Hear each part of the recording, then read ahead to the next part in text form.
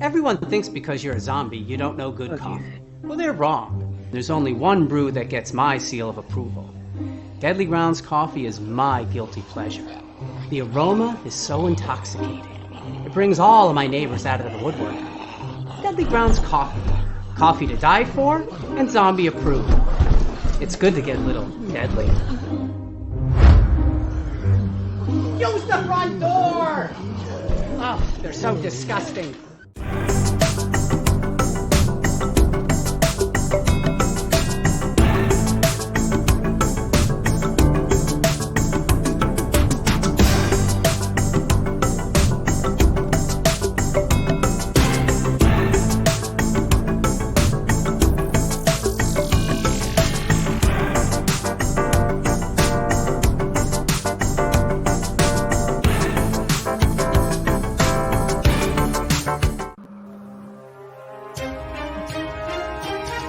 The Dorkening and all affiliated shows are not intended for anyone under the age of 18. The following may contain discussions or scenes that have adult situations, graphic violence, nudity, strong sexual content, and graphic language. This show is intended for mature audiences only. Viewer discretion is advised. Ladies and gentlemen, the motion picture you're about to see contains scenes so terrifying, the public must be given grave warning.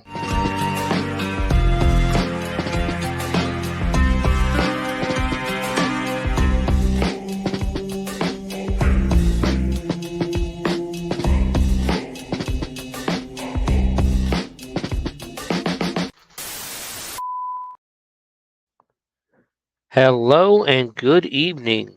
Welcome to the Bloody Binge movie podcast. I'm your host, Sewer Dweller. This week we're going to do things a little different. Most of the time, what we do here on the Bloody Binge movie podcast is discuss movies, whether it be horror movies, grindhouse, exploitation, cult, comedies, everything in between. We really don't have too much we don't cover. But mostly we are a horror movie podcast. But this week, and I've done this a couple of times, but in the past before I joined the Owl Light Network, um, I've done something called Shivers.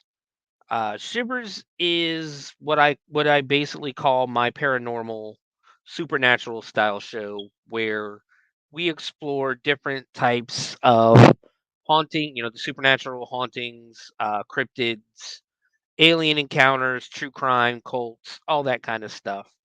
Um, I was doing it before. I was doing it once a month. I might go back to once a month at least until we do something a little. We might do something a little. We'll see how it goes. But I do want to thank everybody last week. The episode of Sharkula ended up being the most watched video or most watched and listened to episode of the Bloody Binge movie podcast of all time in our very short history. So thank you for that.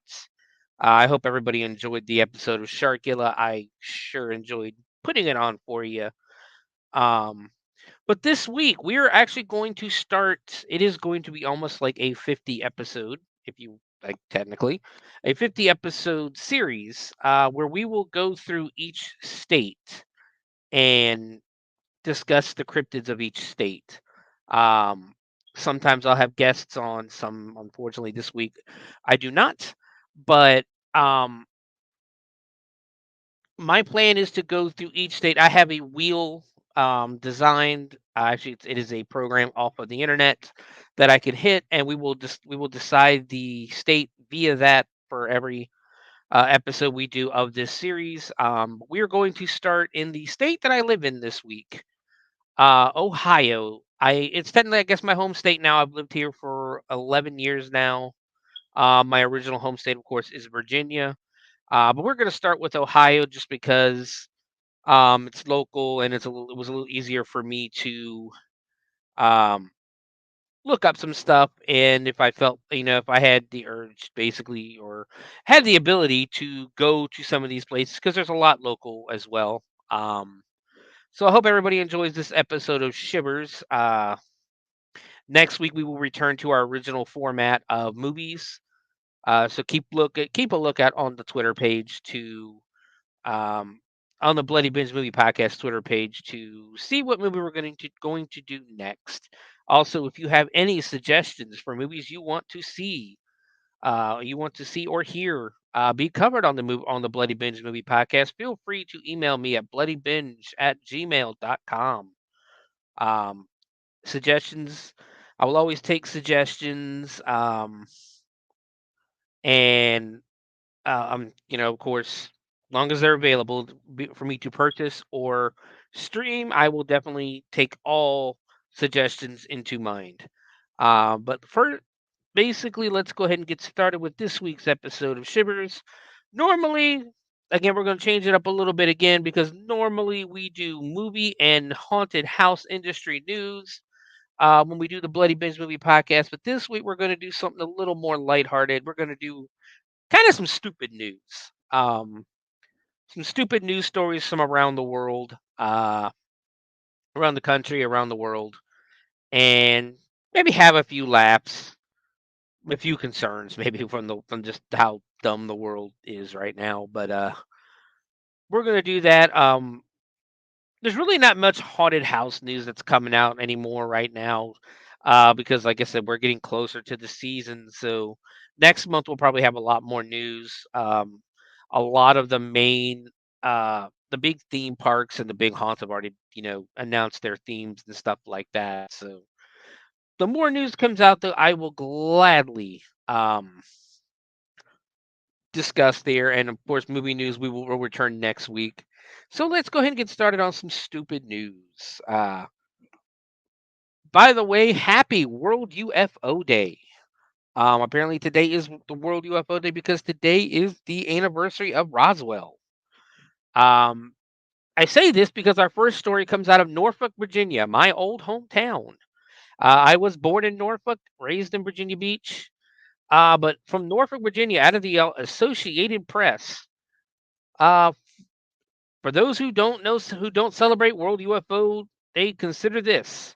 A former U.S.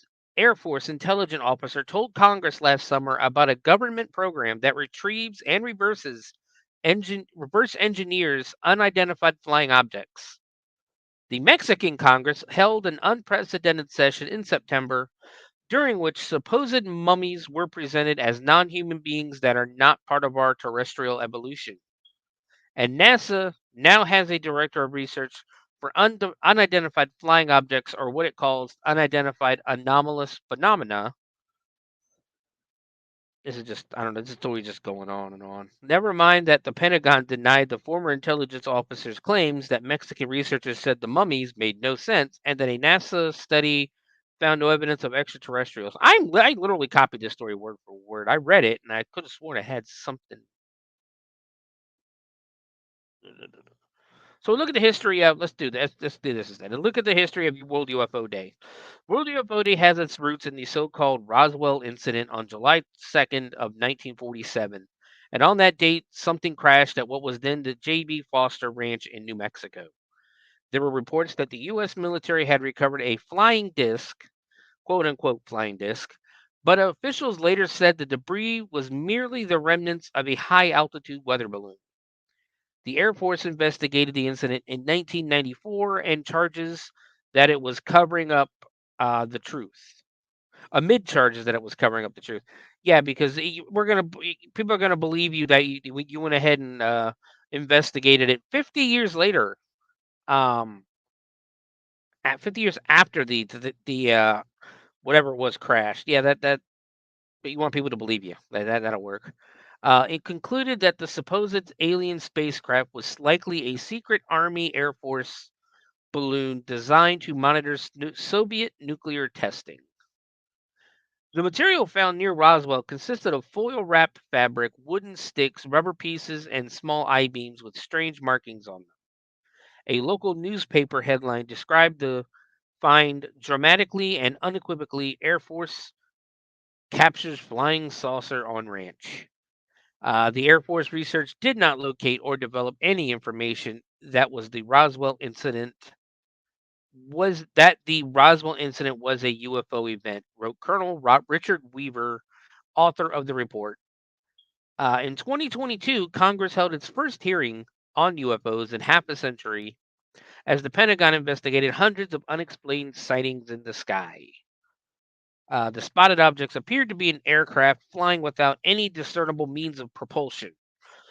They have been reported near military bases and coastlines, raising the prospect that what witnesses actually spotted was secret Chinese or Russian technology.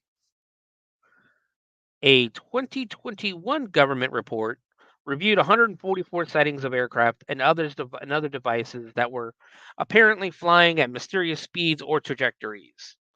It found no extraterrestrial links, but drew few other conclusions and called for better data collection.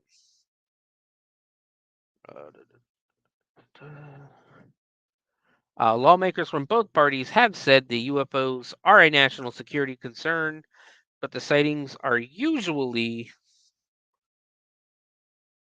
fleeting. Some appear for no more than an instant on camera and then sometimes end up distorted by the camera lens. Ronald, and I'm going to butcher this name, Moultrie,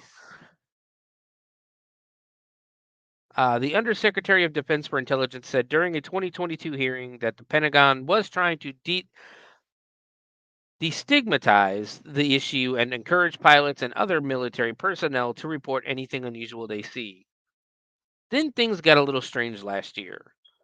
During a congressional hearing in late July, retired Air Force Major David Grush testified that the U.S. is concealing a long standing program that retrieves and reverse engineers unidentified flying objects. Asked whether the U.S. government had information about extraterrestrial life, Grush said that the U.S. likely has been aware of non human activity since the 1930s. The Pentagon denied Grush's claims of a cover up and denied the existence of any such program. Uh,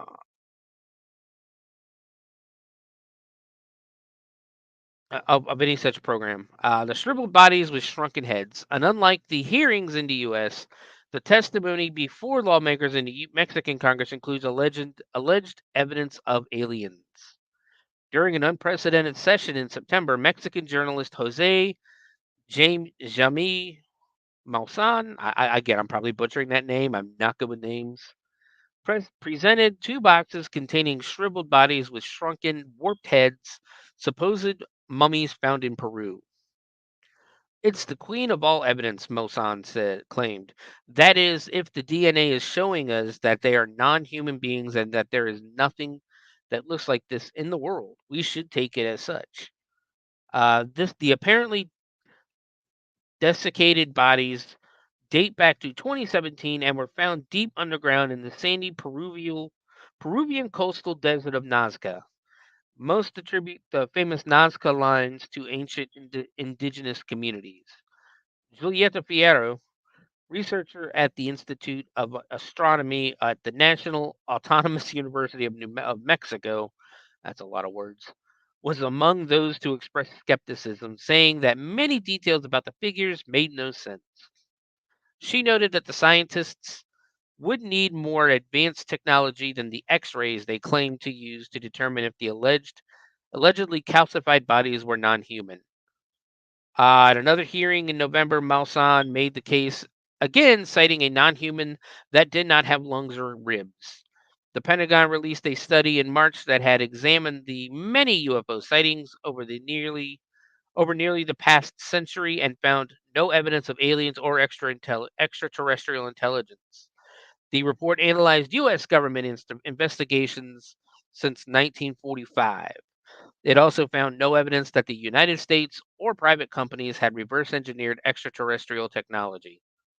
The Pentagon's report arrived about 6 months after NASA released a report on UFOs, which also found no evidence of extraterrestrials. But NASA Administrator Bill Nelson did acknowledge that another Earth-like planet could exist within the billions of galaxies in the universe. If you ask me, do I believe there's life in a universe that is so vast that it's hard for me to comprehend how big it is? My personal answer is yes, Nelson said on a news conference. When pressed by reporters on whether the U.S. or other governments are hiding aliens or otherworldly ships, Nelson said, "Show me the evidence." Well, I kind of agree with him. I'm not one to. Here's the best way to describe me when it comes to the paranormal and supernatural stuff like that. I've been ghost hunting numerous times. Back home, I used to go all the time, locally and that. And when I go with a team or when I go by myself, I am always what people would call a skeptic. Not because I don't believe, but because I don't believe everything is supernatural or paranormal or anything like that. Like when it comes to aliens, I believe it's very selfish for anyone to say there's no other life out there. It is very selfish for people to say that as Earthlings, as Americans, Russians, it doesn't matter what country you're from, as Earthlings, for us to stand and say, "Hey, there is no possibility of other life to be in this big, unending, vast universe that is out there," is just ridiculous. It's not possible for there not to be another planet out there that's habitable. Whether it be for us or for another species or anything like that. It's just not possible. Now, do I believe they're coming here, snatching people up and everything like that? I don't know. I can't tell you yes, I can't tell you no. But you can't. I will argue with anyone who tells me that there's no possibility of life on another planet. But so that story was. I mean, I read the story and I thought it would be interesting to share. But now that I'm reading it again, it's like that was a nothing story. I apologize for that one. But moving on, this one you'll maybe hopefully get a laugh out of this one. Also, out of the Associated Press from Lincoln, Nebraska, a University of Nebraska regent has proposed a way for lifelong Cornhusker fans to carry their support into the afterlife. When Memorial Stadium undergoes its next renovation, Regent Barbara Whites of Omaha suggested building a columbarium under the football field where departed fans can have their ashes inurned. The idea might be dead on arrival, though, because her fellow regents laughed at the proposal at a recent meeting. Whites acknowledged she made her pitch lightheartedly, but didn't think any proposal should be dismissed out of hand with the university facing a $58 million budget shortfall. The price for niches, where cremation urns are stored, could vary depending on location, with a spot under the 50-yard line or end zone sold at a premium. Revenue, she said, would go to academics. One thing I know best about Nebraska is how much the football team and the volleyball team mean, White said. We really do love our sports teams and follow them everywhere. It's part of being a Nebraskan. So why wouldn't being buried under the field be a great way to be close to your team forever? So it was kind of a combination of needing money, talking about ways to get it, and then kind of trying to say, let's use our imaginations. Fans wishing to scatter a loved one's ashes at their favorite team stadium is not unheard of, and there are columbariums and other fan memorials at soccer, rugby, and horse racing venues in Europe. There are cemeteries and columbariums at Notre Dame, Texas A&M, and military academies that are unaffiliated with sports. But the passion of fans makes sports-themed columbariums a natural, said Colm Hannon, founder of an Ireland-based business that creates sports-themed fan memorials in Europe. I think many families realized the fans' spiritual home was the stadium, Hannon said in an email. It was the place they had the best memories. It's somewhere they would much rather go to remember their loved ones than a graveyard that they spent little or no happy times in. I'm sorry, I don't know anybody that just hangs out in a graveyard and goes, "Man, I can't wait to get here." If you want to be mourned, choose a graveyard. If you want to be celebrated, choose a sports real estate developer with Suber has been trying to get approval. Okay, something happened with that. I don't know what the hell they did to that story. I'm assuming to choose the columbarium. Sports real estate developer Whit Suber has been trying to get an approval from the University of South Carolina leaders to build an above-ground columbarium across the street from the Williams Bryce Stadium, home of the football team. He came up with the idea in 2016, shortly after he bought land adjacent to a popular tailgating area. He called White's idea brilliant. Suber, a 1992 South Carolina graduate, said if he builds his columbarium, a portion of the proceeds would go to the athletic department or a collective that pays Gamecocks athletes for endorsement work. He said he already has a permit. I'm not trying to build it in opposition of the university, and we're slowly breaking down that opposition. Suber said. Suber said some opponents have told him it would be inappropriate for people of different religions to have their ashes inured in the same place. So don't. Just don't. If you don't. Others have told him it would hurt recruiting as ground. At Nebraska, White's proposal calls for a construction of a columbarium to coincide with the replacement of the stadium playing surface whenever that happens. A special entrance would allow fans to visit the niches of loved ones on game days. Regent Paul Kenny of Kearney said he found White's proposal somewhat entertaining but impractical. He said her idea is not in my top 1,000 for possible budget solutions. Regent Jack Stark of Omaha, the Huskers team psychologist from 1989 through 2004, said over the years he had people tell him a loved one had died and their dying wish was to have their ashes sprinkled on the field. I do think there would be a market for it, Stark said, because a lot of people follow the Huskers and love them. So basically, if you love your football team, and let's not pretend that in America we love our football, whether it be college, whether it be the NFL, which I live in Ohio, and college is way bigger than the NFL here in Ohio. I don't know if it's because we have two terrible teams, um, or because of Ohio State, because I used to work for a chip vendor, and I sold a hell of a lot more chips on Saturday than I ever did on Sunday. Especially if when Ohio State's playing, that is. And not only that, you have a mixture of Ohio State and some Michigan fans here. It is a huge rivalry. There is um people do give each other shit when they are Ohio State and Michigan fans, and I 100% believe that it would be a very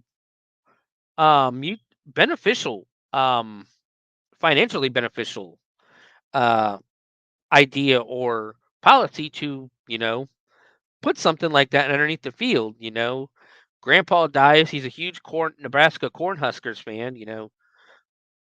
Let's bury him on the 50-yard line. Let's bury him in the end zone. Let's bury him on the 20-yard line. And I think people would pay it. I really do. Um but if you believe in the paranormal and supernatural, that fucking field's going to be haunted. it's oh It's a good idea, though. It's a great idea. I think it would 100% be positive. I think it would be a great. But moving on to our next story, we are still in the Associated Press, and we're going to Fernandina Beach, Florida, which this is something I am surprised does not happen more often. Um, an online gaming dispute made its way to the real world when a New Jersey man flew to Florida to attack another player with a hammer, authorities said.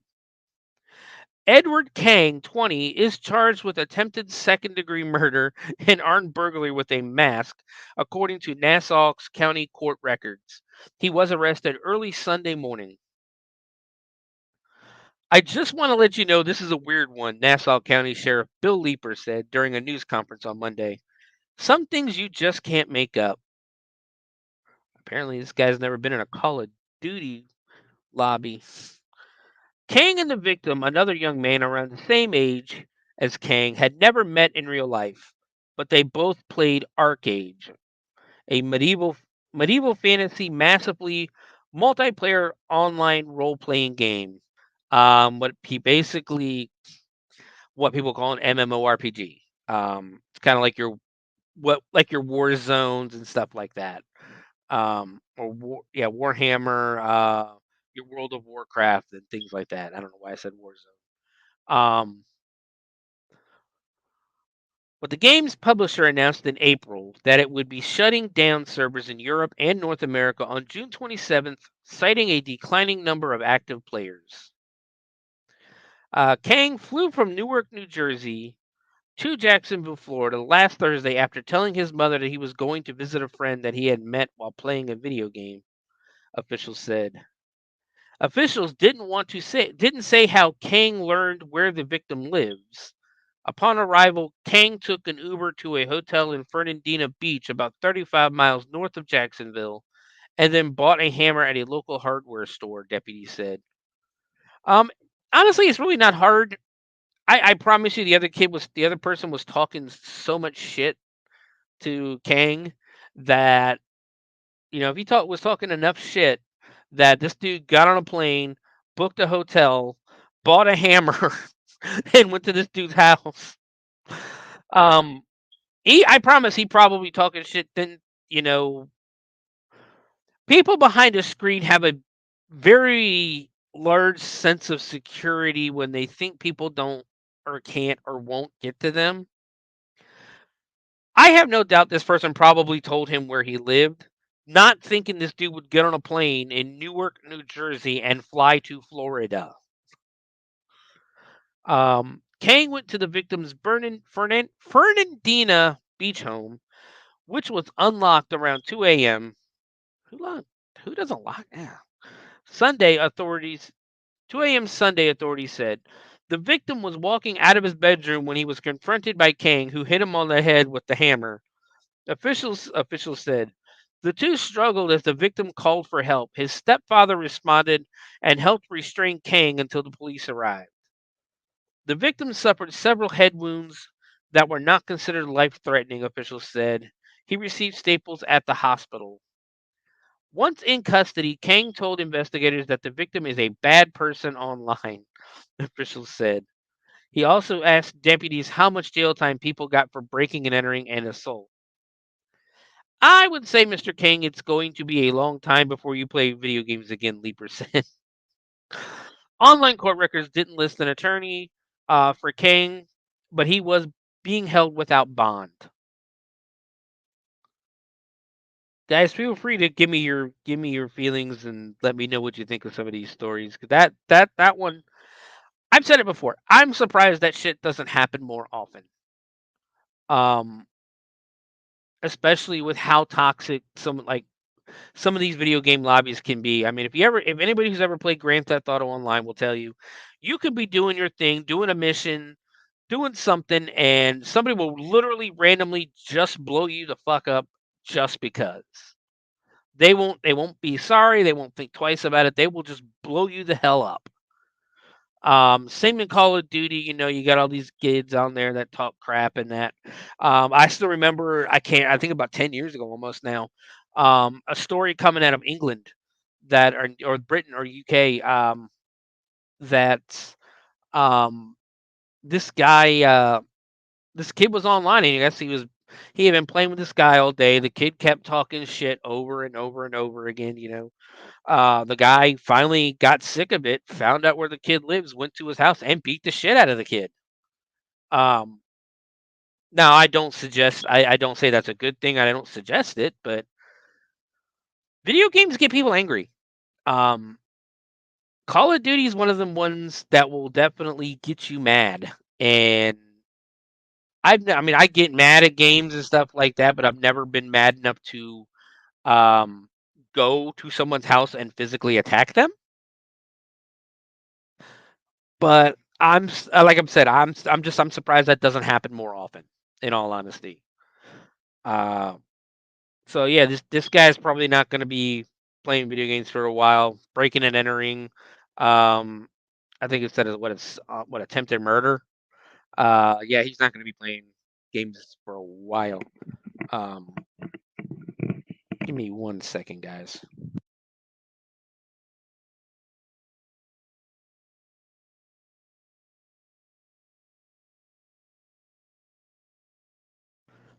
Sorry for that. I needed to take a sip of drink.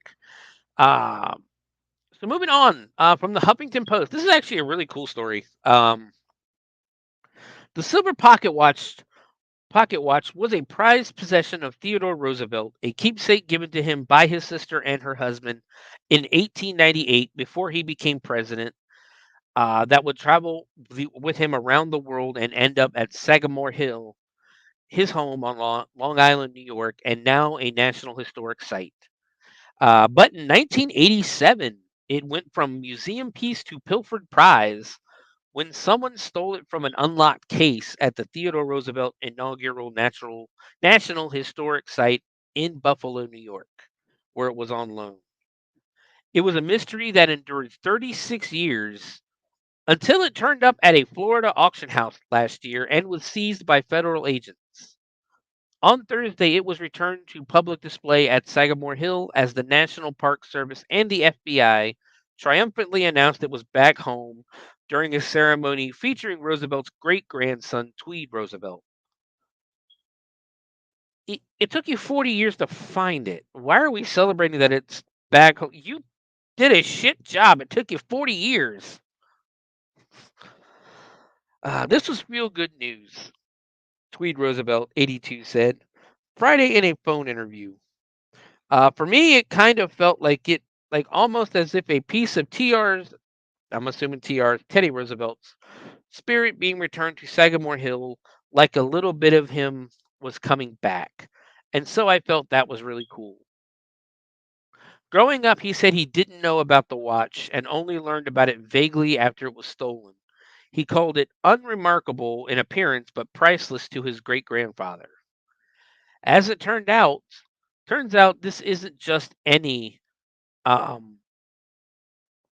any old pocket watch, he said. It was a watch that Teddy Roosevelt placed great sentimental value on. The mystery of the watch's disappearance, however, is not fully solved. It is still not clear who stole it and how. The Park Service and the FBI only released details of its reappearance this week after an investigation. The agencies did not return messages seeking comment on Friday. Roosevelt, who was president from 1901 till 1909, apparently had the watch with him at the Battle of San Juan Hill in Cuba during the Spanish American War and during future exploits, including wild game hunting in Africa and exploring the Amazon in South America, according to the Park Service. The watch, made by now defunct Waltham Watch Company in Massachusetts, appears like many pocket watches of its day with a plain silver exterior and no etchings. But the inside reveals its significance with engraving that says Theodore Roosevelt and from DR and CRR, referring to Roosevelt's brother in law and sister, Douglas Robinson Jr. and Corinne Roosevelt Robinson. When it showed up last year at Blackwell Auctions in Clearwater, Florida, owner Edwin Bailey said was excited by the engraving, but skeptical that it was real. It has no supporting documents with it, and the general mindset among art dealers and collectors is to verify before getting your hopes up, he said. I've said that 1,000 times with autographs. If you're looking at autographs on eBay or Facebook Marketplace or something like that, and they do not have a certificate of authentication or I guess a picture of the person signing that exact item, don't buy it because it's more than likely a fake. Bailey said he did not know the watch was stolen, and the person who brought it to him didn't know where it came from. He declined to identify the person, saying he never divulges the identities of his consigners. He only would say the person was an art dealer and collector in Buffalo in the 1970s and the 1980s. The collector told Bailey that he received the watch from another man who used to borrow money from him to go picking, quote unquote, picking for antiques and other collectibles in the late 1980s. The picker would leave the watch with the collector as collateral, Bailey said.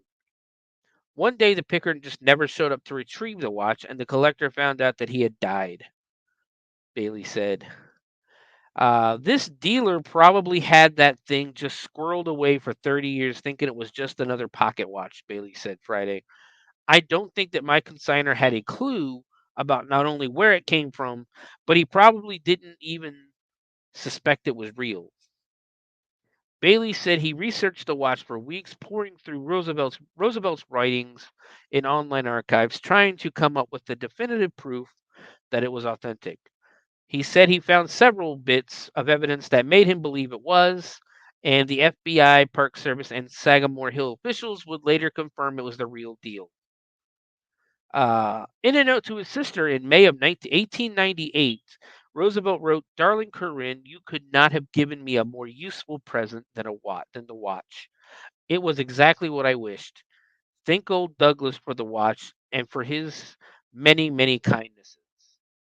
He also mentioned a watch in his 1914 book, Through the Brazilian Wilderness, writing about a bayou crossing. He said, one result of the swim, by the way, was that my watch, a veteran of Cuba and Africa, came to an indignant halt. Bailey believes that was the same watch Roosevelt's sister and brother-in-law gave him. Bailey also wrote letters and sent pictures of the watch to various museums, the Sagamore Hill Historic Site, and others, asking if they had any information about it. Last year, shortly before he was set to put the watch up for auction, Bailey got a visit from several people he thought were interested buyers. Then they pulled out their badges and a warrant. It was the FBI coming to investigate the watch and take possession of it, he said. The federal agents were courteous in asking questions, and he told them the story. He said he was glad that the watch is now where it belongs. It was exciting, Bailey said. I've had a small handful of items that I say, these are the best things I've ever handled. I got to hold something that was personally treasured by a prominent American president. This was Teddy Roosevelt's watch. This was a Mount Rushmore guy's personal pocket watch. So I mean that's a good story with a good ending. Likelihood is the picker that the guy paid probably stole the watch. He'll never be brought to justice because he's dead, but we'll never know who stole it. But it's back where it belongs. It's back in the custody of the Roosevelt family at the Teddy Roosevelt Historic Site. So if you live anywhere near New York, go take a look at it. But that's a good story. This next one, we'll see. This is going to cause I think a little bit of an argument.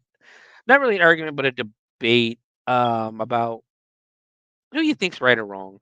But man at nudist site left fuming as entitled mom asks him to put on clothes. This is from the Mirror, which I believe is a United Kingdom paper or website.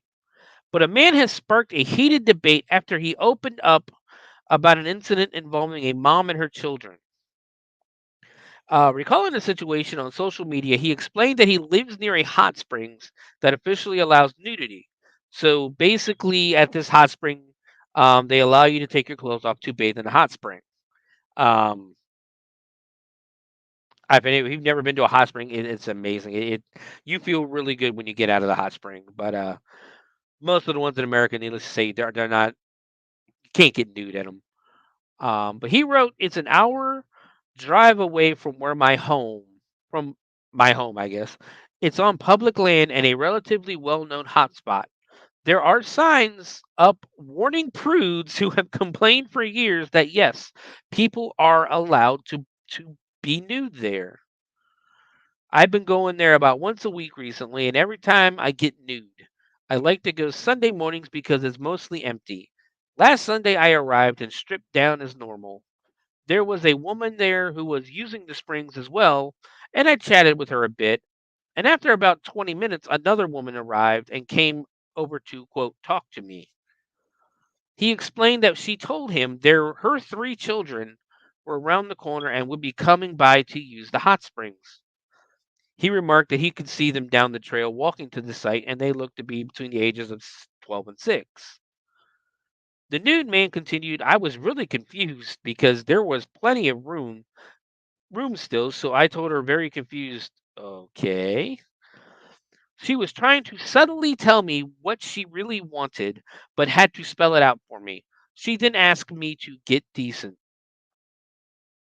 I was just taken aback at first and told her, no, I wasn't done using the spring yet, and I only had the clothes I was going to wear back home. She then told, not asked, me to leave her so her kids could use the spring. The man confessed that her attitude really annoyed him, and he ended up arguing with her and telling her to fuck off. He added, she ended up storming off. The lady who was in the spring when I arrived got out and told me I'm an asshole, so I called her a bitch.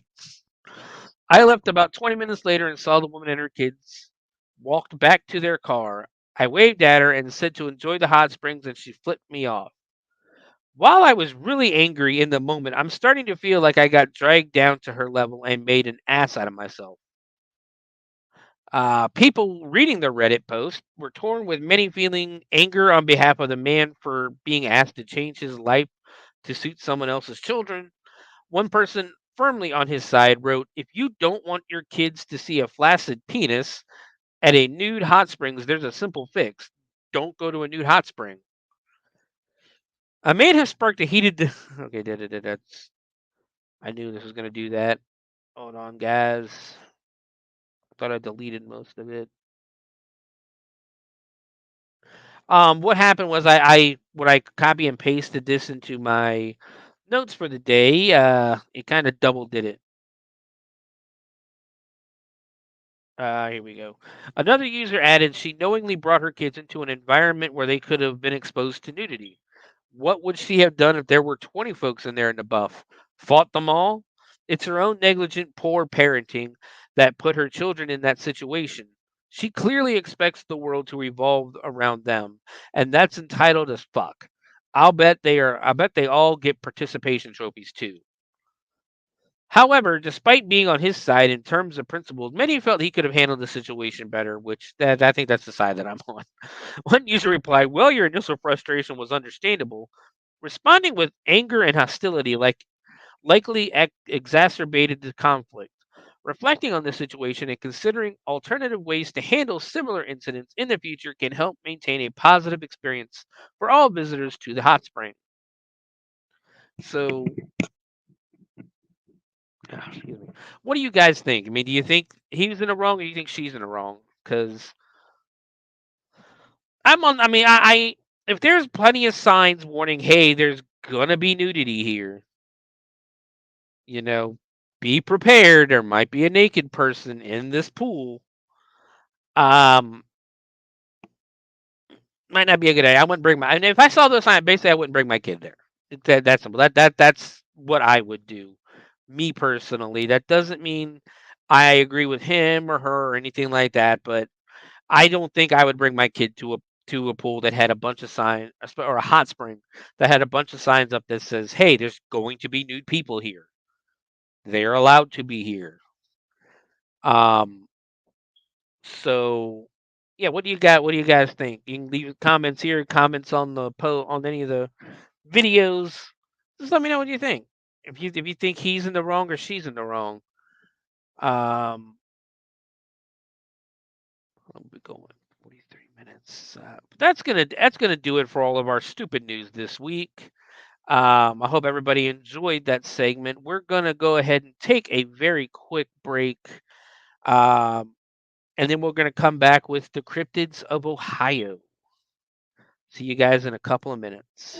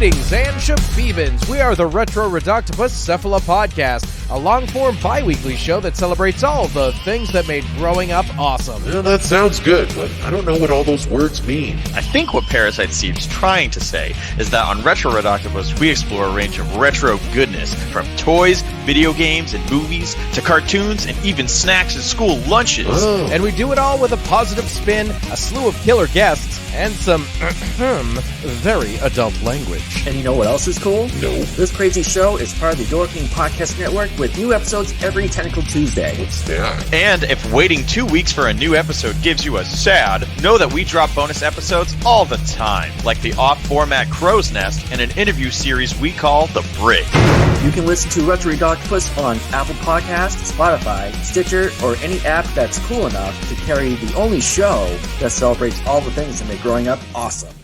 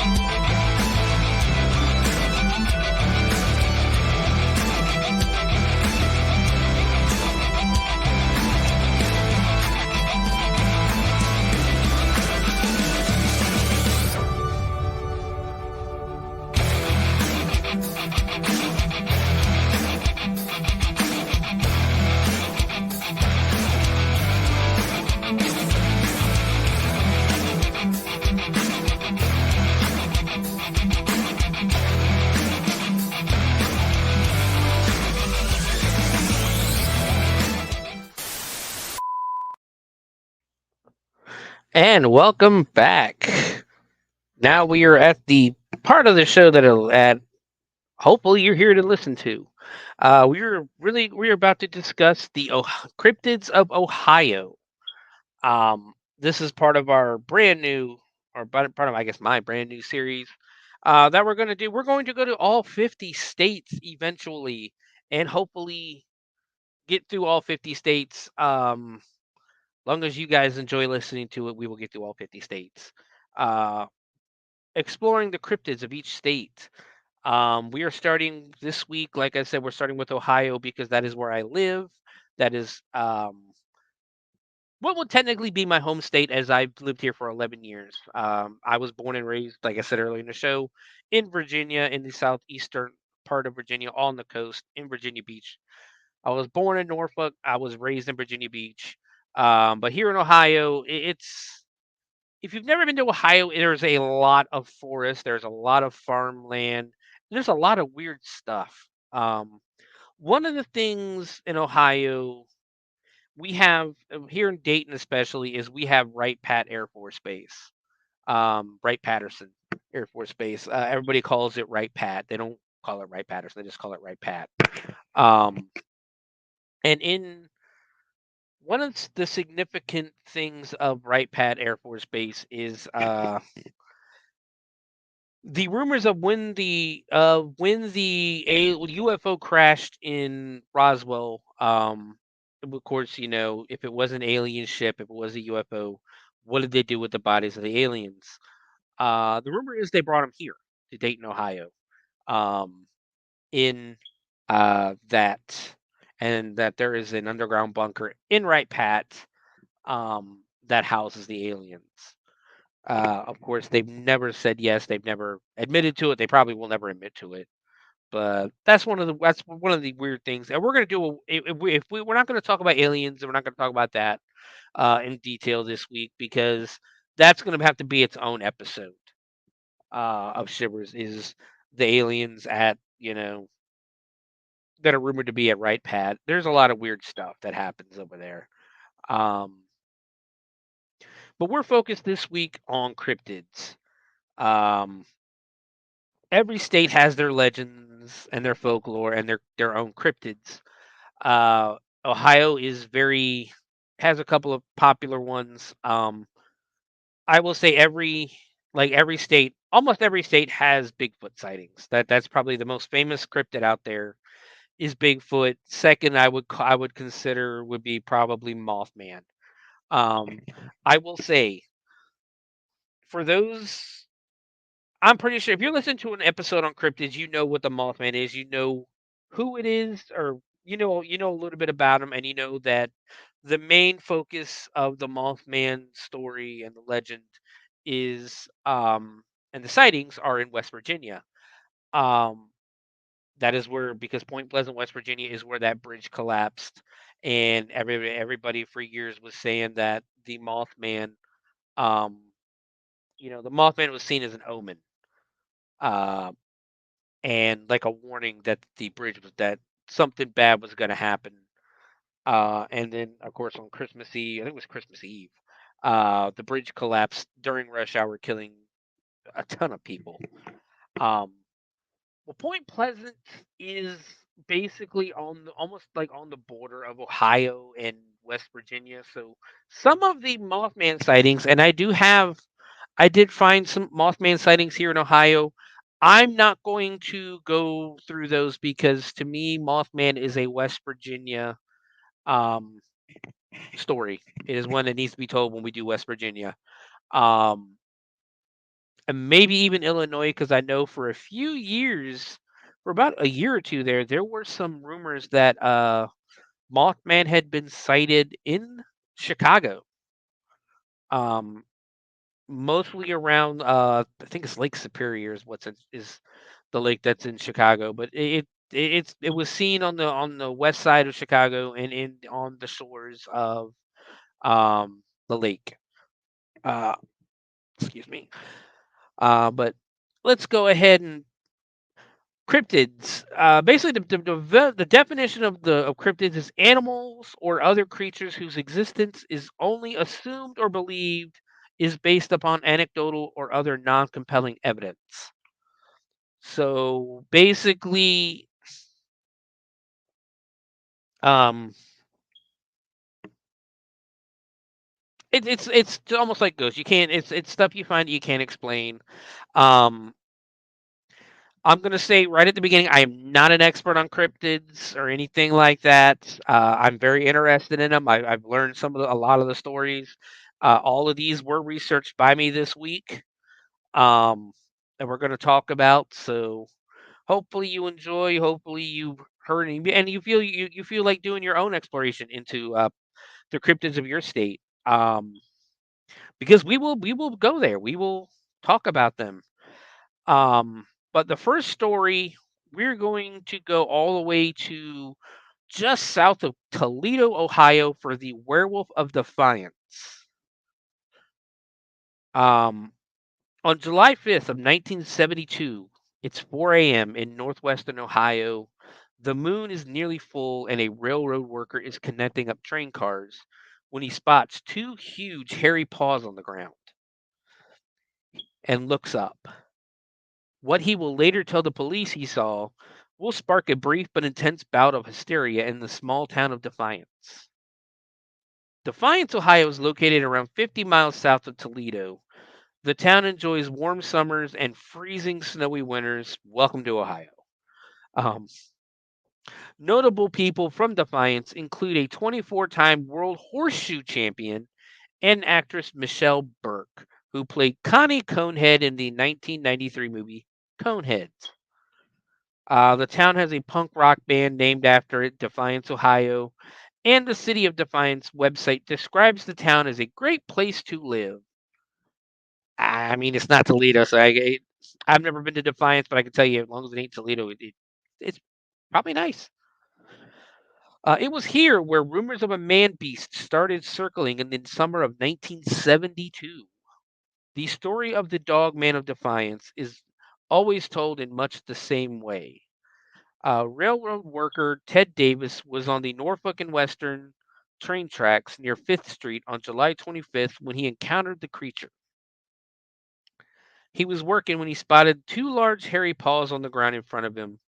He raised his eyes and saw a huge hairy creature standing 6 to 8 feet tall, hunched over slightly, and wielding a large wooden board. The creature struck Davis on the shoulder before running off into the woods. A few days later, on July 30th, both Ted Davis and another railroad worker, Tom Jones, spotted the creature again. This time it was at a distance, and they saw the beast crawling through some bushes. The thing ran away when it was seen, and the men heard a scream coming from a nearby road in the direction that the creature had bolted. The men reported these incidents to the local police, who began an investigation. Less than a week after the initial encounter, a third sighting occurred. This time it was a grocery worker driving home late one night when a large dog-like creature ran across the road in front of him. These accounts were reported in two local newspapers, the Toledo Blade and the Defiance Crescent News. Once the story got out, people started feeling like the werewolf was behind every corner. A few frenzied reports of possible werewolf activity later, and then just as suddenly as it started, the werewolf fever died down and the reports stopped. The unusual thing that sets this sighting apart from other cryptid sightings of dogmen and werewolves was that these encounters were reported in newspapers and taken seriously by the police. While the police were not convinced that the assailant was a half man, half dog creature, they did believe that there was likely somebody going around in a mask or costume trying to scare people. Descriptions of the dogmen from various sightings describe it as tall, between 6 to 9 feet tall, very hairy all over, wearing dark blue jeans and a dark colored shirt, barefoot with large hairy paws and claws, bipedal but was often seen hunched over. It ran from side to side like a caveman in movies, from the Toledo Blade. Described as a man with an animal's head or up like an upright wolf. The main sources used for the story are the articles published in the Toledo Blade on August 3rd, 1972. I'm sorry. That's what the first article basically, or the first article was titled "Werewolf Case in Defiance Not Viewed Lightly by Police," written by James Stegall. It used direct quotes from the witnesses to report the incident, and although there are some inconsistencies even within this one article, if you'd like to read the article, though, I can give you the links if you guys really want to read the article. The feature in the Blade stated early on that one man, a train crewman switching trains, said that he was approached from behind and was struck on the shoulder. This man they were referring to, of course, was Ted Davis, which we know despite the Blade saying that the police were not releasing the name of the witnesses at this point because the other train crewman, Tom Jones, only saw the beast from a distance. Later in the same article, however, the newspaper used another quote from Davis after writing, "When he first confronted Mr. Davis, the creature ran away before he, Mr. Davis, could say anything. I was connecting an air hose between two cars and was looking down. I saw these huge hairy feet, then looked up and he was standing there with a big stick over his shoulder. When I started to say something, he took off for the woods." It is it is unclear, therefore, whether or not the Wolfman actually assaulted Ted Davis or if it simply ran away after scaring the man. The unusual thing that sets this sighting apart from other cryptid sightings of dogmen and okay, yeah, 30. God, what is this stupid thing doing? Wait, hold on. I think I messed up. I think I went up instead of down. Hold on.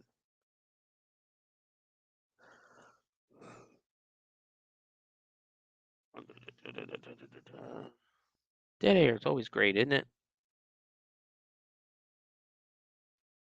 So what do you guys think of the Werewolf of Defiance so far? Is it real or is it just some guy in a costume?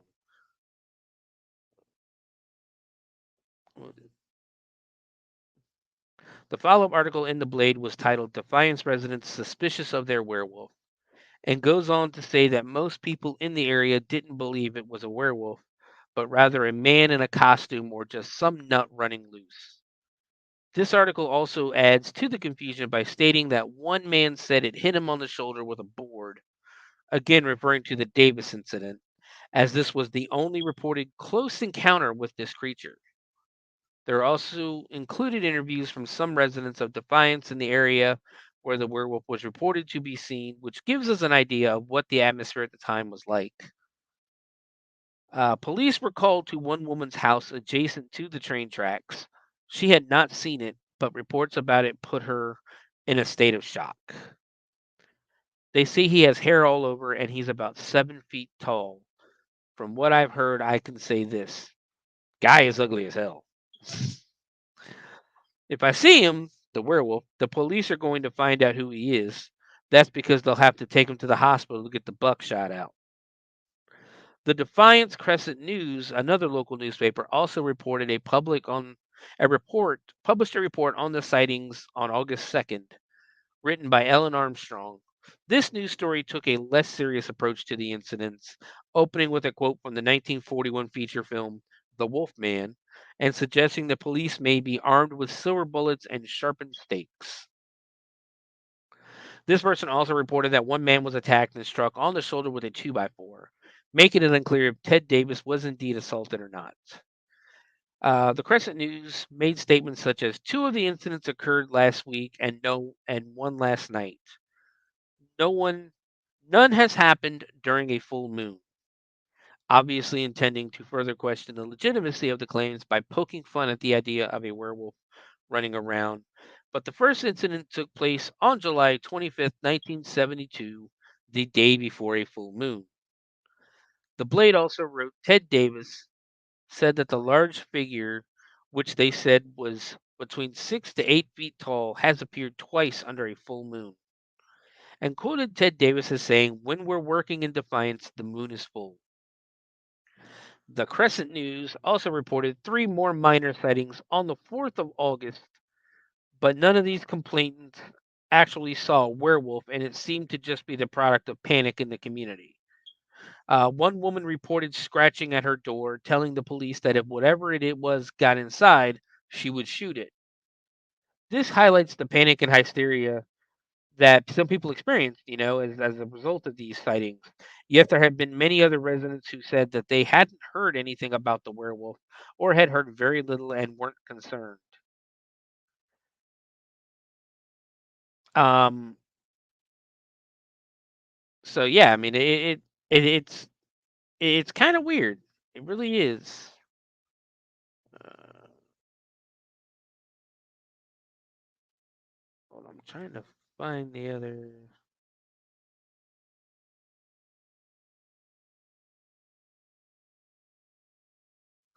Not what I want.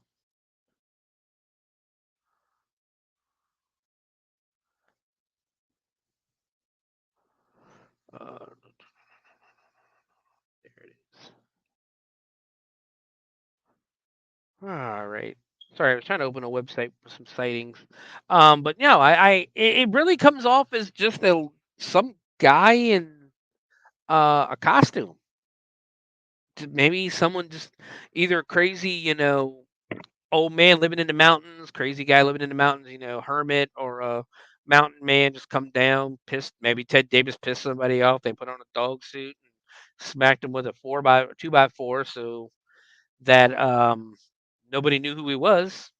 And yeah, but there's a couple of more recent ones, I guess you could say. Well, there's one here. Um, this was from 2021.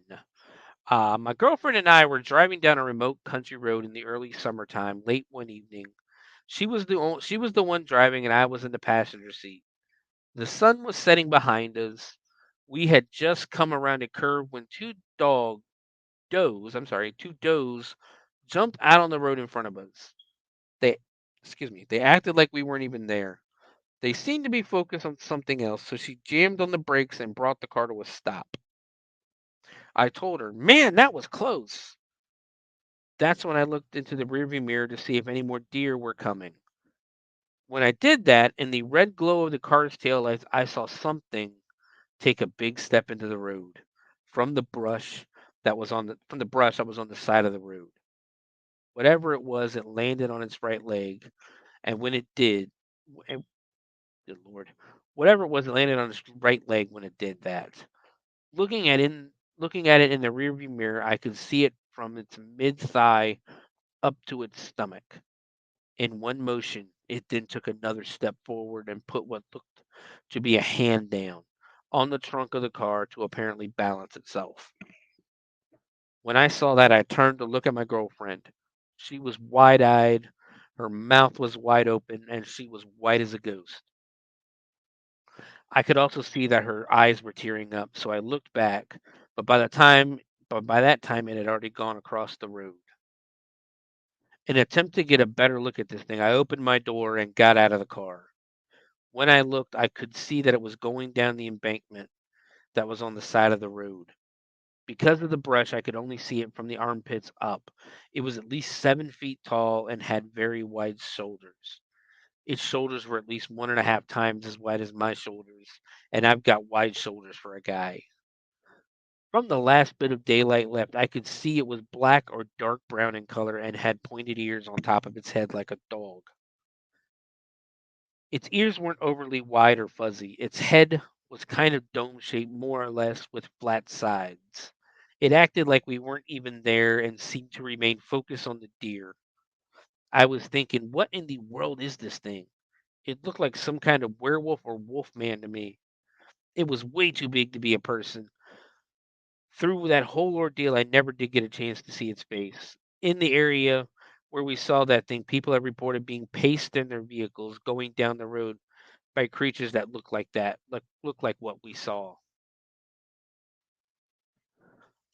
So yeah, the possibility of there being, I mean, dogmen are a thing. I've heard of dogmen, um, and that. So I mean, yeah, it's a very good distinct possibility there's something in Defiance.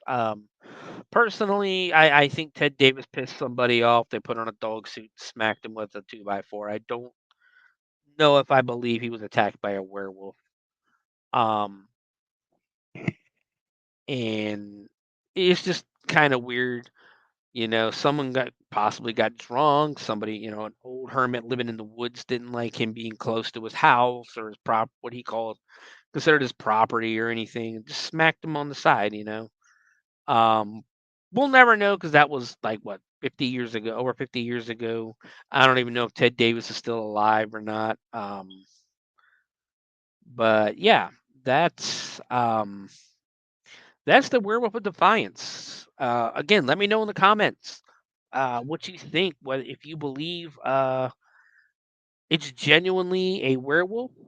If you think there's something out there, some kind of cryptid, a werewolf, a dog man, or anything, or if you think it was, you're like me and you think it was just some guy in a dog suit or a costume that Ted Davis either pissed off or was just somebody just trying to scare him away or something.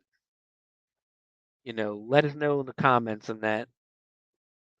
But it's an interesting story. If you're near Toledo, I don't have any addresses in that. There's a lot of news stories out there about it though.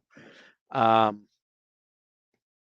but yeah, basically there really hasn't been outside of what I just read to you. There's not really been a sighting of this quote unquote werewolf since 1972.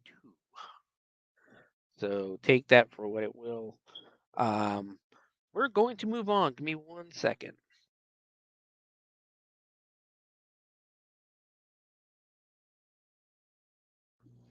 And we're back. So we're going to move down a little further south, still on the western side. We're going to move down here almost to the outskirts of Dayton, where we're going to meet the Crosswick Monster. The Crosswick Monster is known from a single but extremely dramatic story from 1882, and it takes its name from the small town it was said to appear in near Waynesville on the banks of the Miami River in Warren County. Waynesville's not far from here. I don't even think it's half an hour. The exact site of where it happened, I think, would be really hard to find. But this is basically, there's only been one sighting of this monster. It is a reptile-style creature, almost like a giant salamander or a lizard man. But basically, this is the following story. It is a Western Star article. This is basically an article taken from the Western Star from the incident back in May of 1882. So this will read as if it was written in 1882 because it was written in 1882. Waynesville, Ohio, May 29th. Although this is an old settled neighborhood and the primitive snakes in the main have long since disappeared, except for the black garter and rattlesnake and occasionally some other species, we are once in a while greeted with the report of some monster of this uncanny tribe. Now, I will also remind you this is 1882. This does not represent the writing in this article does not represent the views of the Owlite Network, Dorkening, anybody who sponsors this show, the Bloody Binge Movie Podcast. I'm going to read the article word for word. There is language in this article that will be offensive. Um, I'm going to read it word for word. Again, this does not reflect at all on any of the host websites or host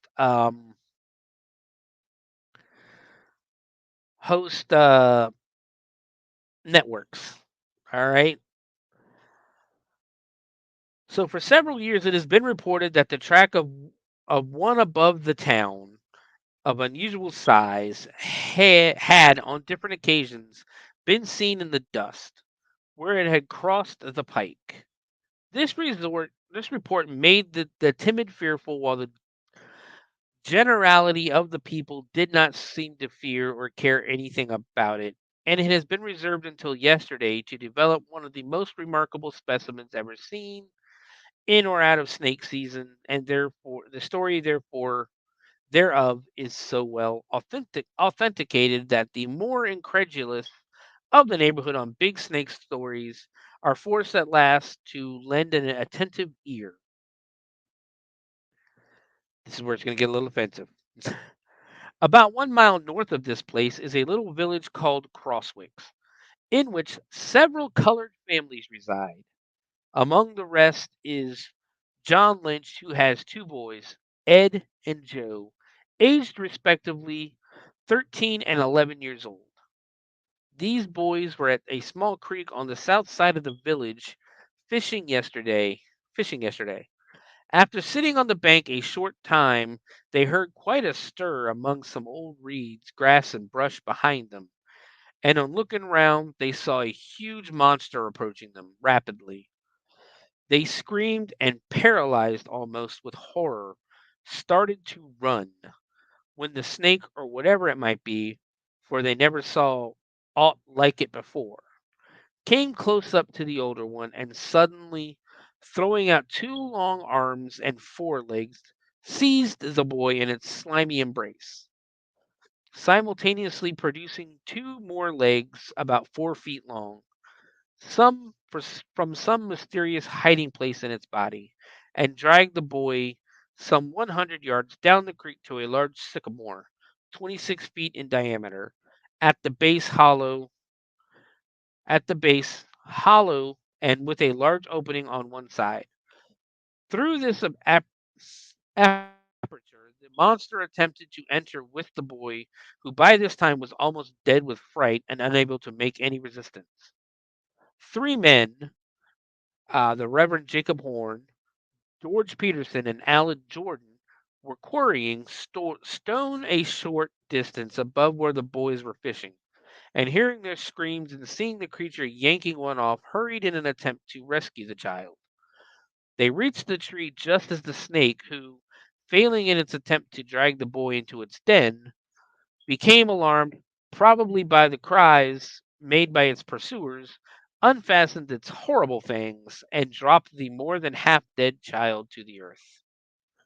The little fellow was picked up and carried home, and Dr. L.C. Lukens of Waynesville summoned to attend him.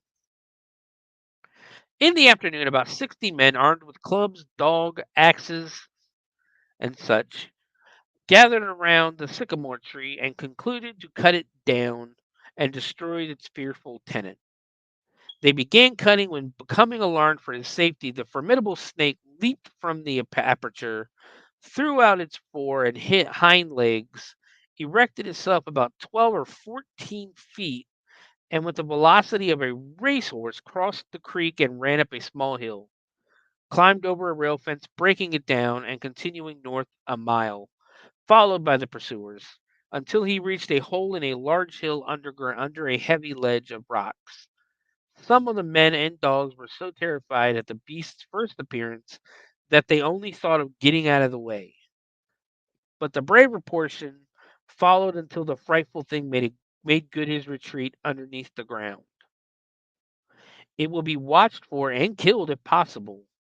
It is described as being from 30 to 40 feet long, 16 inches in diameter, and the legs 4 feet long and covered with scales, the same as the body. Feet about 12 inches long and shaped like a lizard, of black and white color with large yellow spots. Head about 16 inches wide with a long black forked tongue and the mouth inside deep red. The hind legs appeared to be used to give it an erect position and its propelling power in its tail. Dr. Lucan said this morning that the boy, his patient, was badly bruised and scratched, horribly frightened, and that he lay in convulsions and spasms until 3 o'clock this morning, when he fell asleep, but frequently wakened with fright and terror. Yet the doctor thinks he will recover in a few days. The foregoing is vouched for by the person whose names are given above, and many more can be given if necessary.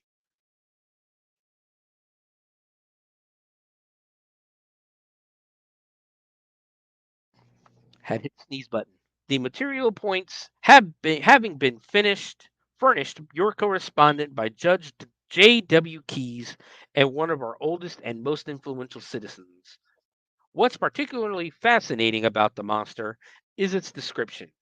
It was described as having various reptilian characteristics and was said to be 30 to 40 feet long, but it is never once referred to as a dinosaur of any kind, but instead as a snake with large arms and legs. So that the article's already ended. That would be absolutely terrifying. Uh, there's many things that it could have been. I know that a Gila monster is the largest reptile known on Earth, um, or largest lizard on Earth, rather. Uh, but the way they're describing it is bigger than that. Because Gila monsters are also poisonous. Uh, so it's definitely a weird thing. It could have been like could have been just one really large lizard or snake or something. I really. All right. But go moving on. The word dinosaur was itself still a relatively new term back then.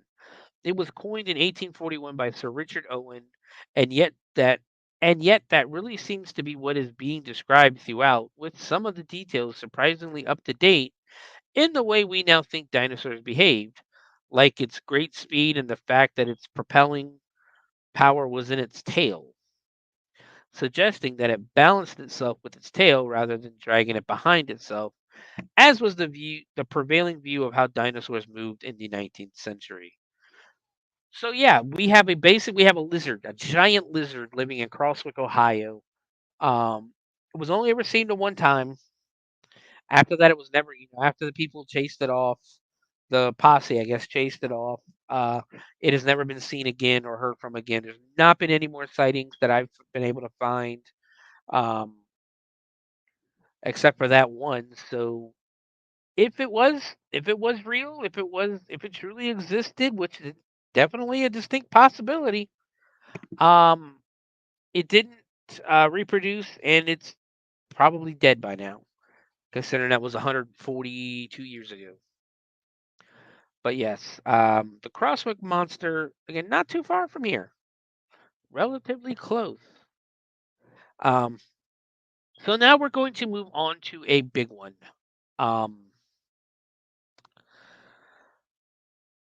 Welcome to the show, the most famous cryptid in the world, at least in my opinion, Bigfoot. Sasquatch, Grassman, Skunk Ape, whatever you want to call them, whatever your state calls them. We're going to talk about Bigfoot. There are tons of Bigfoot sightings in Ohio. Um, I have a friend who is part of, and he's been featured on the Travel Channel. He's been featured on Discovery. He has been featured. I don't know how many people remember a late night show called Coast to Coast AM. He's been on there. He's been on numerous podcasts. Um, he is part of a group in Ohio called the Ohio Night Stalkers. Um, and he's very smart when it comes to Bigfoot. He's had a lot of experience. He's had a lot of encounters. Um, I will say he won't ever tell anybody. He wants to take me Bigfoot hunting, but he'll never tell anybody where he goes. Where he what he calls his Area 51, where he gets most of his evidence. Him and his partner get most of their evidence and things like that because it is on private property. Um, and needless to say, when you're exploring, whether you're Bigfoot hunting or ghost hunting or doing paranormal investigations, or if you're part of the urban exploration movement that's going on, that people who explore abandoned uh, buildings and that, get permission. If it's private property, please get permission. Because the monster the monster you're chasing, the ghost you're chasing, or anything, whatever you're chasing, um, is the least of your worries if you go onto the wrong person's property, um, and they have a shoot first, ask question later philosophy. In Ohio, we do have what is called the stand your ground um, doctrine, where if you feel your life is threatened, aka somebody you don't know trespassing on your property, you are 100% within your legal right to shoot that person and to quote unquote defend yourself in any way possible.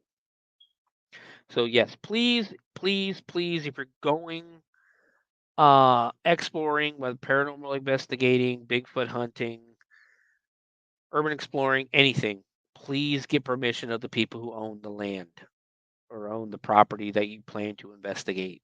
It's really not that hard. Most of these people will let you do it as long as you don't destroy something. But Bigfoot, Sasquatch, whatever you want to call him, in Ohio, he's basically referred to as Grassman in Ohio. Um, in the northern part of Ohio, that is. Down here, it's. I've heard people talk about Bigfoot when they talk about their sightings and that. But as of August 2023, Ohio has the fourth most credible Bigfoot sightings in America with 318.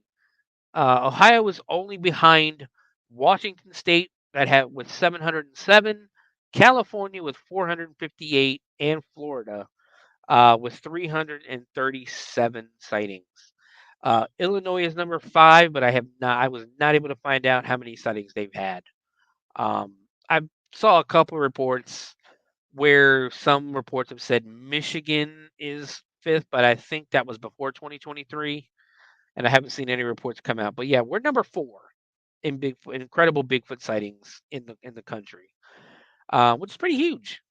According to the Ohio's Country Journal, Ohio's Bigfoot, known as the Grassman, is most likely to be spotted in the Appalachian foothills of eastern Ohio. The Hawking Hills, basically the Hawking Hills, Salt Lake State Park, and that. Hawking Hills actually has a Bigfoot festival that is scheduled for August 2nd and 3rd in Logan, Ohio this year. Well, they have like national Bigfoot hunters, people you see on TV and stuff like that, and Bigfoot researchers there doing talks.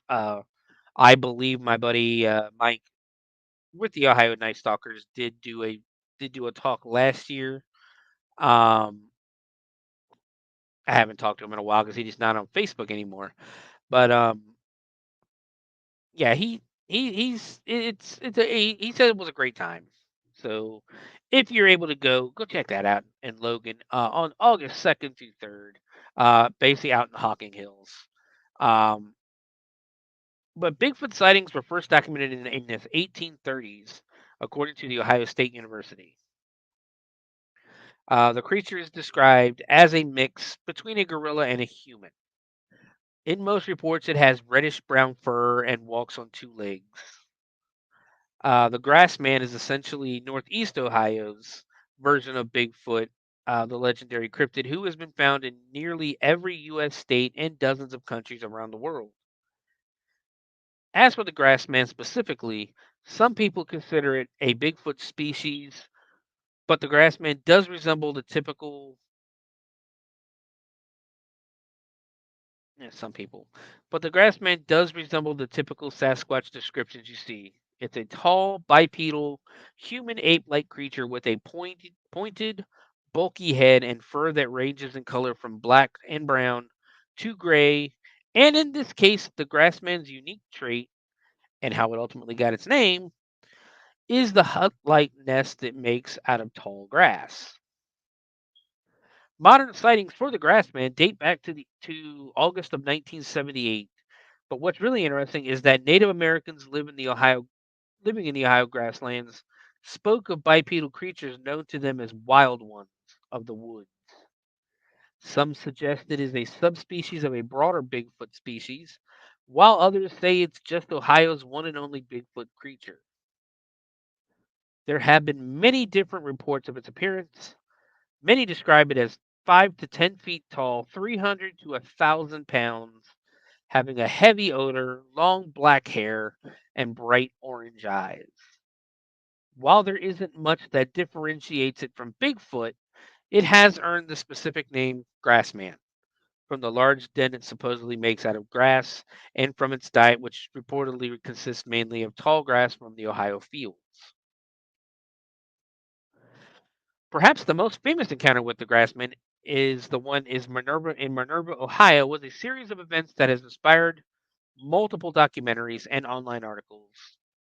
Um, According to legend, in 1978, the Caton family, it is spelled Cayton. I saw a couple of articles that call them the Clayton family, but most articles I found call them the Caton family, Cayton. So that is what I'm going to call them, um, just because that is what I've seen it said in most of the articles that I read. But the Caton family was terrorized by an unknown creature. The Cryptid Wiki describes how the grandchildren of Evelyn and Hal Caton ran into their home screaming about a monster they had seen outside. Going out to investigate, Evelyn and Hal saw what the children had described. They claimed to have seen a giant, hair covered beast around 7 feet tall and 300 pounds by a gravel pit, pawing through some trash. Upon seeing the beast, the Caton family fled their home. But this wasn't the last time they'd encounter Orange Eyes with the Grassman, which the Grassman is also nicknamed in the area. They were to have multiple encounters with it if the stories are to be believed. It would essentially stalk them in their home, looking at them through their kitchen window and from nearby hills.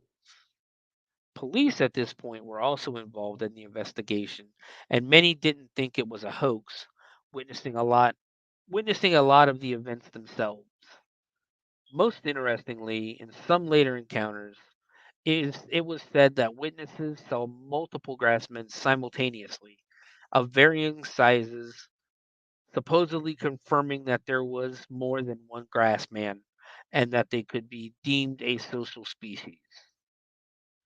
These encounters attracted mass media attention and spawned multiple articles and myths surrounding the grassman. According to an article written by Ed Ballant, a Canton Repository staff writer, The Caton family was bombarded with attention following the event. In the article, Herbert Caton recalled, "One day there were 100 to 150 cars in my driveway, on my lawn, and lining up on the sides of the road. This attention made the family shy away from further publicity related to the Grassman."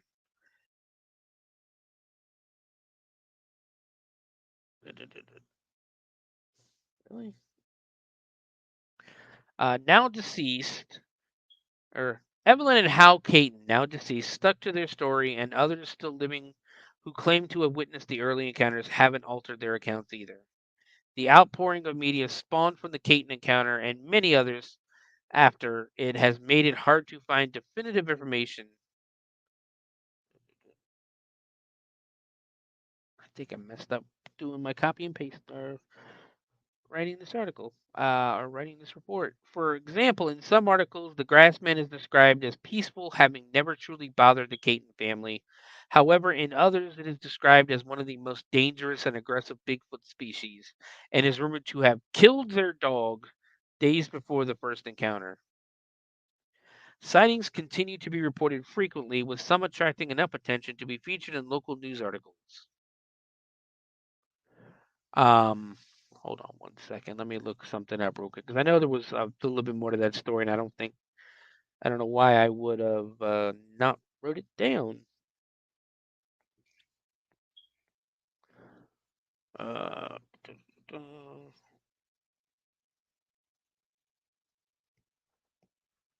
okay, here's a more in-depth story about it.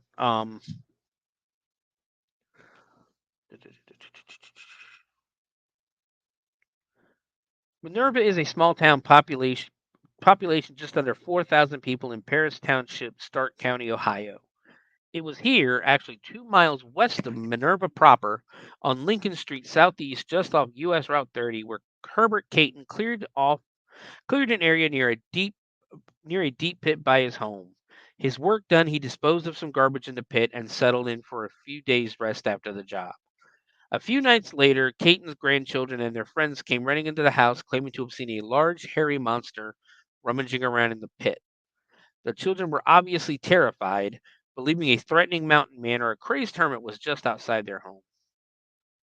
Hal Caton, his mother Evelyn Caton, and her daughter Vicky Keck went outside to investigate. They noted the dogs were going berserk as they walked up the small hill leading to the pit. As they approached the pit, they saw a large, thickly haired monster about 7 feet tall, weighing an estimated 300 pounds. Evelyn later commented, "It just stood there. It didn't move, but I almost broke my neck running down the hill." A few days later, Evelyn Caton saw the creature again picking through the garbage in the pit. She noted that the creature was bipedal, walked on two legs, and had hair covering its face. The creature's hair was thick, and although she could not make out any of its facial features, she recalled it had no visible neck. Again, her dogs went wild, tugging to get free from the chains that kept them bound to a nearby tree. Days after the second sighting, the family found one of their German Shepherd dogs dead with a broken neck. The dog's collar was found next to the dead dog, still attached to the chain. The other German Shepherd, Missy, appeared in an addled state.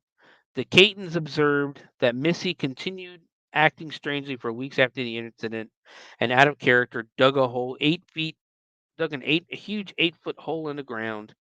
Investigators later confirmed the existence of the hole and took evidentiary photographs of it. The family told little about the sightings to friends, but their problem publicly came to light on August 21st, 1978, around 10:30 p.m. The Catons and a few of their friends were relaxing on the back porch of their home. Behind the house was an old abandoned strip mine that had been out of use for years. Beyond the mine were dense, unpopulated, hilly woods that the family rarely ventured into. Near the mine was an old chicken coop.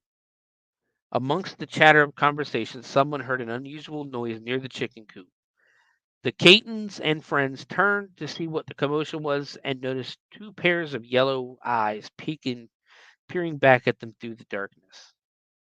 A close friend of the family, Scott Patterson, jumped into his car to turn the vehicle's headlights toward the glowing eyes. As he inched the car forward to better illuminate the pair of animals, the lights revealed a huge hairy creature that stepped in front of two feline like creatures as if to protect them.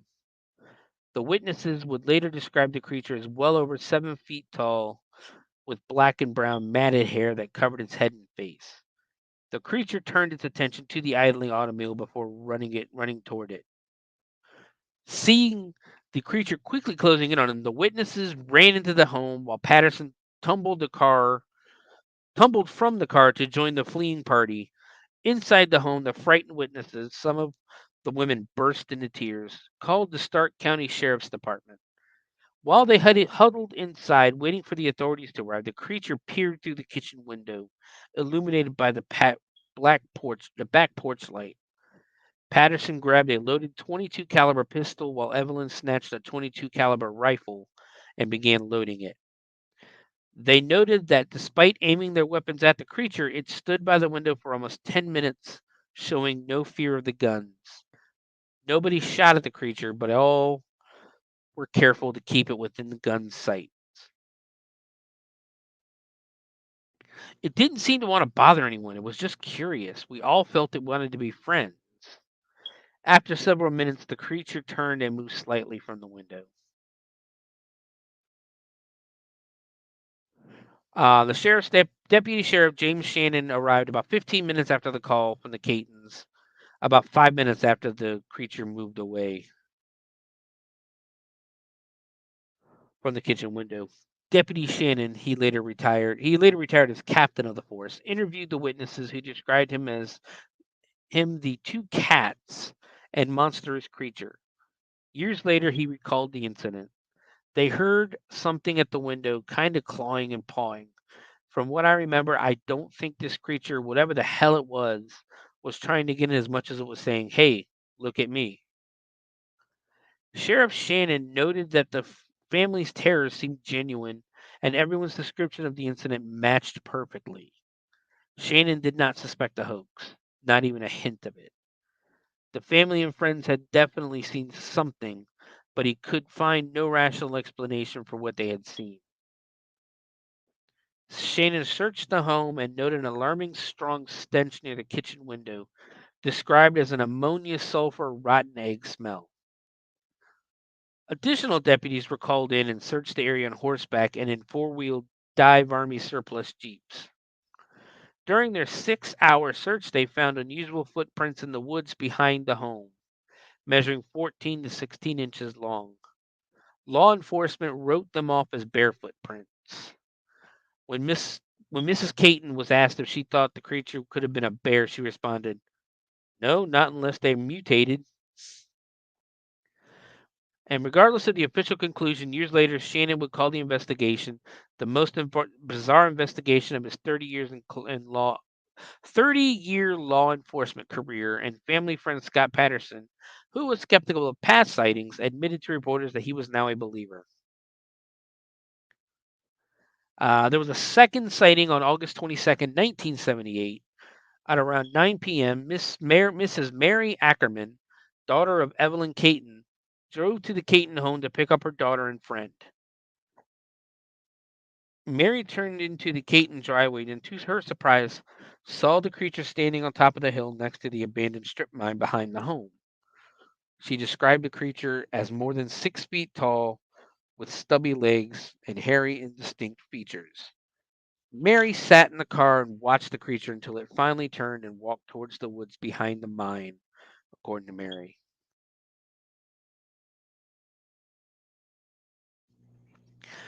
It was shaped like a man and it walked like a man. When a bear moves away, it goes away on all 4 feet. This swung up over the edge of the strip mine on 2 legs. The third Minerva sighting was on August 23rd, 1978. Hal Caton and his second experience with the Minerva monster on August 23rd, 1978 at around 11 p.m. Caton saw the creature appear outside his home and quickly grabbed a gun and fired it into the air. The creature turned and fled. Howell noted that the same night, as the family lay in bed, their home was pelted with rocks, which pattered and clanked on the metal roof of the home throughout the night. The final Minerva monster sighting happened on September 8th, 1978, around 6 p.m. The last Caton sighting of the Minerva creature occurred 2 weeks after their home was pelted relentlessly with rocks. Miss Ackerman saw two ape-like animals moving about near the strip mine. She thought at first they might have been in a tree, but could not tell because of the hillside angle and distance. She watched the creatures for a while until they disappeared into the woods.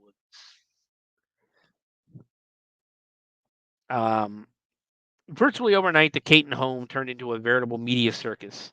The Catons say the crowds outside their home grew so large they had to post no trespassing signs on fences to keep Bigfoot hunters off their property. However, not all Bigfoot hunters were so intrusive.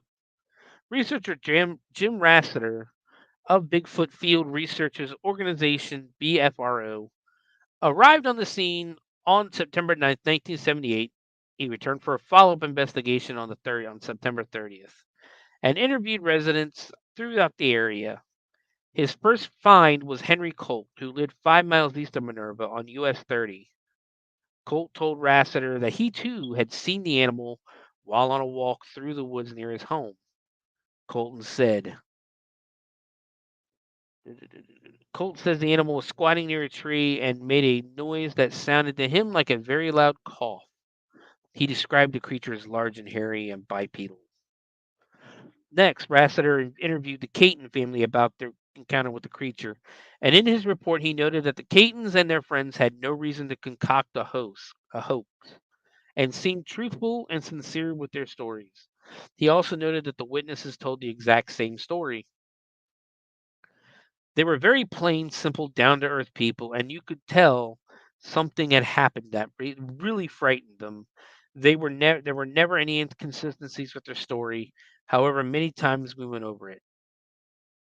Another researcher who accompanied Rassiter confirmed his assessment of the family's veracity. Some of the persons who we were interviewed separately and all described the beast identically. All hoped they would never see it again. To their surprise, the researchers found the Catons and many of their family friends were unfamiliar with the term Bigfoot. There's more Minerva sightings within weeks of the Caton sightings. Others in the area began reporting similar encounters with the Minerva monster. One man saw a large hairy creature cross Route 30 near the Caton's home. It was a fog-shrouded night, and he was driving down US 30, and all of a sudden, this thing darted out in front of his vehicle. Another sighting occurred on Church Road, southeast, where a woman reported hearing strange noises in the woods surrounding her home. She described the sound as a cat fight or a woman's terrified shriek. She reported to the authorities that whatever was making the uncanny noises had been harassing her for several months. 58-year-old David White said he heard mysterious sounds behind his Paris Township home, located at the rear of the Skyland Mills Mobile Home Park, near the Catons' property. Similar to the Liberty Church Road report, he described mysterious sounds echoing from the woods next to a small lake. It's a blood-chilling sound, a curdling sound. It will scare the hell out of you. His wife, Connie, confirmed hearing the strange noises. In the years following the Caton incidents, reports of the Minerva monster arrived from the neighboring counties of Logan and Union. On June 24th, 1980, Mrs. Donna Riegler, a legal secretary from Union County, was driving home work on a stormy day. It was hot and lightning flashed in the distance. Riegler slowed her car as she crossed over a set of rough railroad tracks and saw something lying in the road ahead. The creature appeared to be hunched over, and at first she thought it was a dog. Then as the creature rose to two legs, she felt it must be a man. Then the creature turned to face her. She saw it. It was a huge hairy creature. It stared at her and held its hands out to her, palms up. She drove away quickly and stopped at the first house she came to. Inside the stranger's home, she collapsed, breaking down in tears. So many years after their infamous encounter, though, with the Minerva monster, the beleaguered Catons never recanted their story. The family was hassled by neighbors who claimed Catons were seeing things. Locals harassed Catons at a high school football game when the crowd stood and began chanting Bigfoot as they entered the stadium. Despite the alienation of their neighbors, the Catons refused to bend. Researchers who followed up on the story several years later at, after the events noted that back in 85, when I spoke to the family again and again in 91, their reports were the same, practically word for word, as they were in 1978. If you had a list of top 10 sightings in Ohio based on credibility or believability, Minerva would be easily be in the top 3. So what's happened to the Caton family? Today, the Caton family continues to live on the property, even although Evelyn and Herbert Caton have both died. Family members have installed fences to keep curiosity seekers away. They exhibit much skepticism when it is suggested that the animals they saw was Bigfoot. They continue to denounce any publicity and insist that they do not want public attention on the case.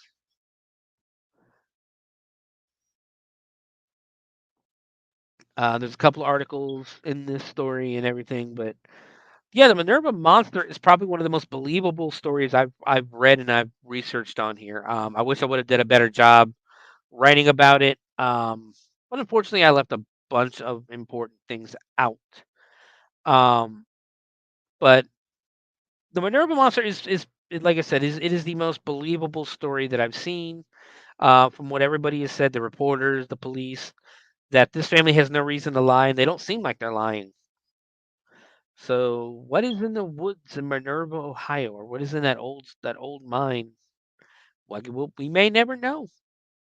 But that's only one portion of all the sightings in Ohio.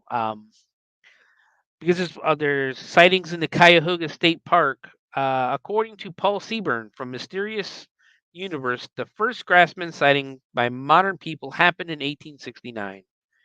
This early sighting reported a 9-foot tall bipedal ape-like creature who was seen eating grass and wheat. Another Grassman sighting was reported later in the 1800s, according to the Cryptid Wiki. During this encounter with the creature, Grassman attempted to throw a man out of his carriage. The creature retreated when the man's daughter, who was riding as a passenger, began throwing stones at it.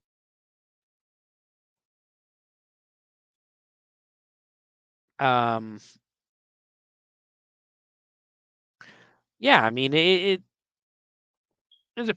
think those are really the only two that I found in the Cuyahoga State. That's Cuyahoga State Park would be up near Cleveland and like Cedar Point and that. Um, but yeah, I mean, state parks would be perfect. Um, a perfect hiding spot for Bigfoot.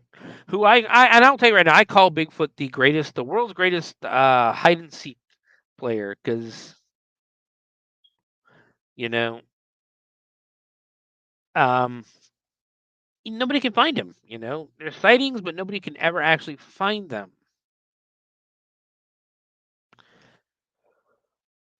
Uh, uh, see, we're gonna some more grassman sightings. Can't talk. An anonymous witness reported their 1995 encounter with the grassman to the Bigfoot Field Researchers Organization. On July 4th, 1995, 3 men decided to go for a night hike along the railroad that runs parallel to Riverview Road near Brandywine Ski Resort in Cuyahoga Valley National Park. Around 11:30 p.m., the 3 hikers heard a high-pitched scream from the west, which they described as sounding similar to a coyote or a peacock, but raspier. The sound only lasted 5 seconds, and the hikers didn't think much of it, assuming it to be from some ordinary animal. After hiking further through a marshy clearing, they headed into a heavily wooded area for several minutes before deciding to head back. Upon re-entering the clearing, another high-pitched roaring sound came from the center of the marshy area of the clearing. This time the sound lasted longer, about 8 to 10 seconds, and sounded like it was very close by, about 50 to 75 feet away. Just then, a very large creature charged through the marsh right at the hikers. The creature, according to the witnesses, was bipedal and swung its arm as it ran through the water of the marsh. It moved extremely quickly for being chest deep in mucky water. The hikers ran at full speed back to their car. The creature stayed near the edge of the swamp, and the three hikers were able to escape unharmed. That would be absolutely terrifying. It really would be.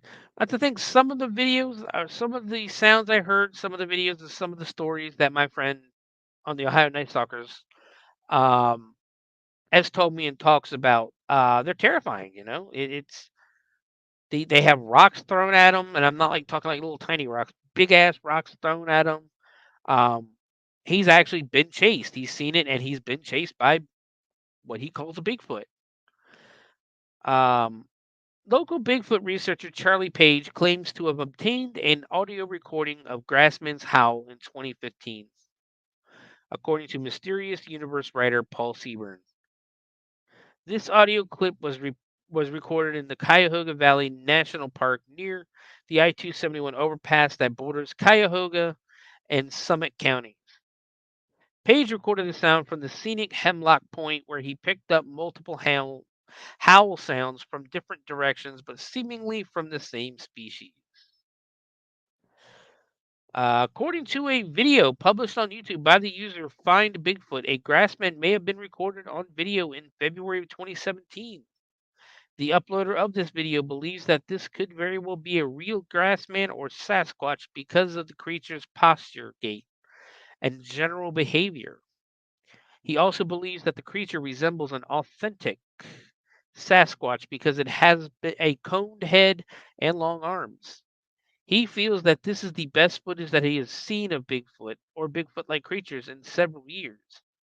I was not able to download the video though, but in the video it does look like a man in an outfit to me. It doesn't look legit at all, but um, I could be wrong. Just to me, it looks like a guy in an outfit. So there's a lot of belief when it comes to Bigfoot.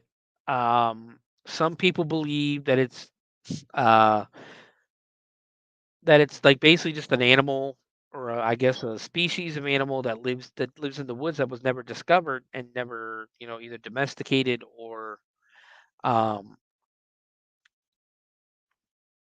humanized. Um, you also have there's also very good possibilities that people who see Bigfoot, they're seeing just wild people. You really just don't know. Some people believe that they are aliens. I've met people and I've talked to people who believe that they are an alien species put here on Earth. And then there's a lot of people who believe that they've been around for centuries, that they're basically just like Neanderthals almost, and that they could also possibly be Native American curses. Um, I mean, we'll never know unless we actually find one and study it, you know, like we do all the other animals. But in the 1700s, Native Americans living in the Ohio grasslands spoke of a species of bipedal ape men who lived in the area, according to the Cryptid Wiki. They called these creatures the Wild Ones of Ohio, or I'm sorry, the Wild Ones of the Woods. These Native Americans would leave out food to the Wild Ones as a means of keeping peace with the creatures. Could the Wild Ones of the Woods spoken of by Native Americans be the same creatures as the Grassman? Um, yeah, It's very possible. I mean, we don't know how long they've been around. We don't know how many there are. We don't know where they live. We don't know what happens to the dead, what they do to the dead. We just don't know. Um, Many cryptozoologists believe that the grassman is a separate species from Bigfoot. Grassman's diet allegedly consists mainly of grass and wheat, while Bigfoot has a fondness for apples. I don't know how the hell you know that he has a fondness for apples. Grassman is also apparently often seen in groups, unlike the more solitary Bigfoot. Unlike Bigfoot, Grassman is also often associated with a foul odor, similar to that of the skunk ape of Florida. Grassman is also purported to be more violent than other similar species. Um, so yeah, it, you always get different stories when it comes to this kind of stuff. Some people, some people say how cruel, mean, vicious that Bigfoot is. A lot of times people will say how, nice and sweet he is. Um, I bring your attention to the movie, to the 1980s movie of Harry and the Hendersons, um, where uh, Harry's dad painted, the big, because of the Bigfoot hysteria going on. Harry's father, or not Harry's father, George Henderson's father, um, painted it as this wild, evil, vicious thing versus how Harry actually was, which was sweet, nice, and kind. Um, but it's one of the things where if you see something like that, you're gonna run. It's natural. It's that fight or flight instinct. Um, because you're gonna be scared, and it's perfectly fine. You're scared of the unknown. That's essentially what it is, because nobody knows. Nobody can know. But moving on, we're going to move to the cedar bog monster this time. We're staying with Bigfoot. We're just going to go with different sightings and what they call them in that.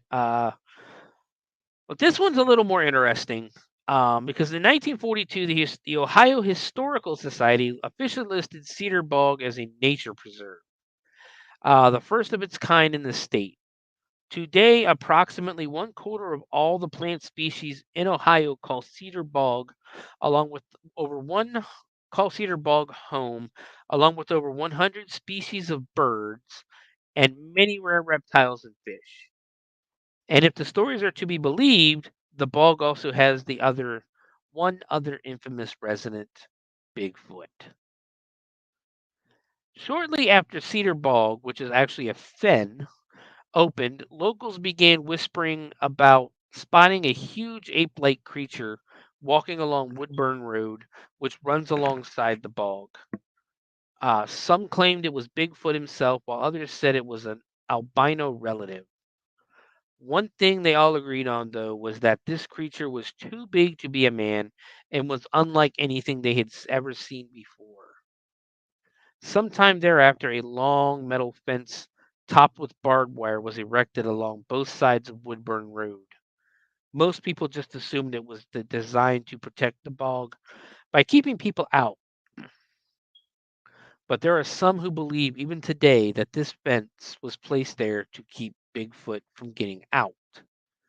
Regardless of which is true, we invite you to take a trip down Woodburn Road some dark night and see for yourself if you don't feel like something is standing on the other side of the fence, just beyond the reach of the car's headlights, watching you.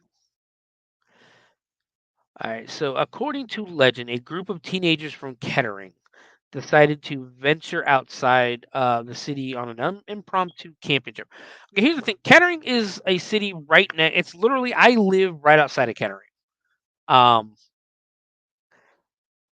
Kettering is in basically south of Dayton. Um, the Cedar Bog is in Urbana, Ohio, which is probably about 45 minutes, about 30 minutes north east of uh, the area we live in. So it's not that weird that a group of kids from Kettering want to go camping. Um, but they decided to go outside the city on an impromptu camping trip. The spot they chose to camp was was alongside a creek at the far end of a large field. It was a decision they would soon regret. The following morning, a car was found near the preserve. Inside, there was nothing but a trail of footprints leading from the car that led directly into the nature preserve. And inside the nature preserve, nothing. Nothing forevermore. The local police traced the car to a local teenager, and his parents confirmed he went out that night with two of his friends into the preserve for a camping trip, but they were never seen again. No remains were ever found, and creatures that could kill and consume 3 human beings, well, they just don't exist. They just didn't exist inside the nature preserve. Clearly, something terrible happened to those kids. The locals were sure of one thing, however. It was the monster of the bog. It is said that they were all attacked and killed during the night by a hideous creature, nicknamed the Boggy Creek Monster. True or not, the teenagers were never seen or heard from again. Skeptics claim that there is no Boggy Creek Monster and point to the fact that the name comes from a fictional monster created for a low-budget horror movie from the early 70s, The Boggy Creek Monster. However, it should be noted that the movie was indeed based on an actual monster, the Fouke monster, which was said to have terrorized the residents of Fouke, Arkansas in the 1960s. So perhaps more than one of these creatures existed, and one of them chooses to make its home alongside a creek on the outskirts of Kettering. It's not on the outskirts of Kettering. 1945, on a cold night, a car was discovered near the nature preserve, and upon inspection, nothing was found. Okay, we already read that.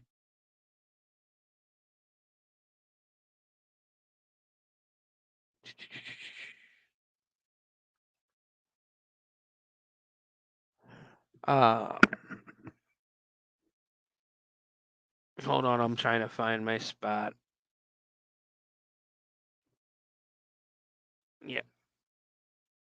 Something terrible had occurred to the children, and the locals were convinced that the monster of the bog was responsible. Soon after, a tall chain link fence.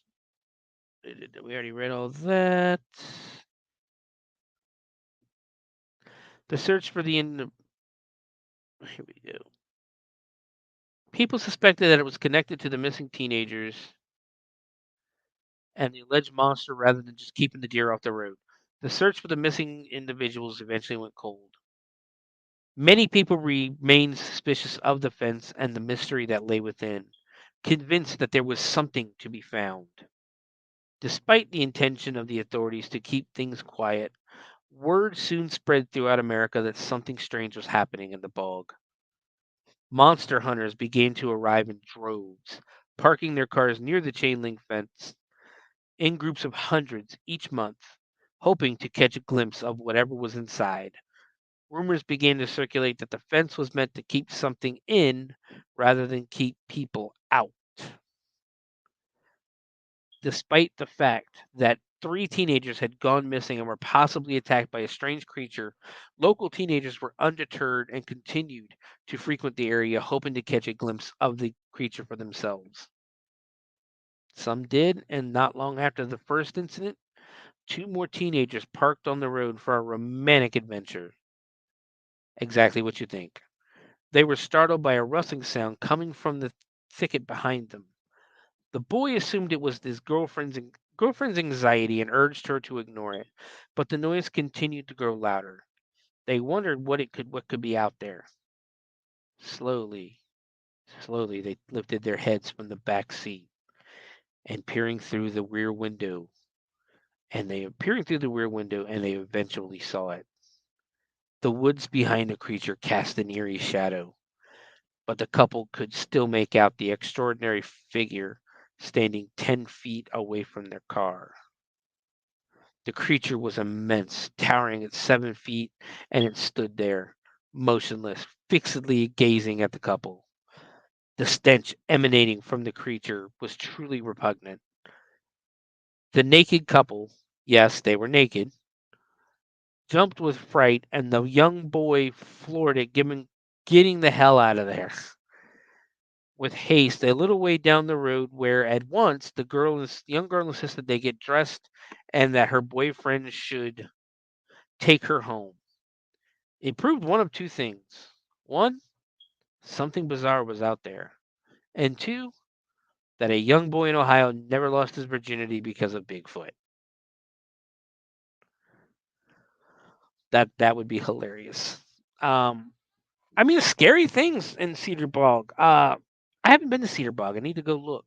But Urbana's a weird city as it is. It's a country city. There is not much there except for farmland. It's just north of Springfield, which Springfield in itself is a very creepy ass city. Mostly because of all the meth heads, but um, there's a lot of abandoned houses in Springfield that are old and just creepy. Um, but yeah, I'd say the possibility of the Cedar Bog monster being real is like I'm 90%. The stories make sense, they're very well worded. Um, but yeah, imagine being that couple, doing the back of the car, doing your thing, and you just happen to pop your head up and there's fucking Bigfoot 10 feet away from you. We do not have any reports whether or not that young man ever did lose his virginity. But moving on, now we have the mysterious Limburger.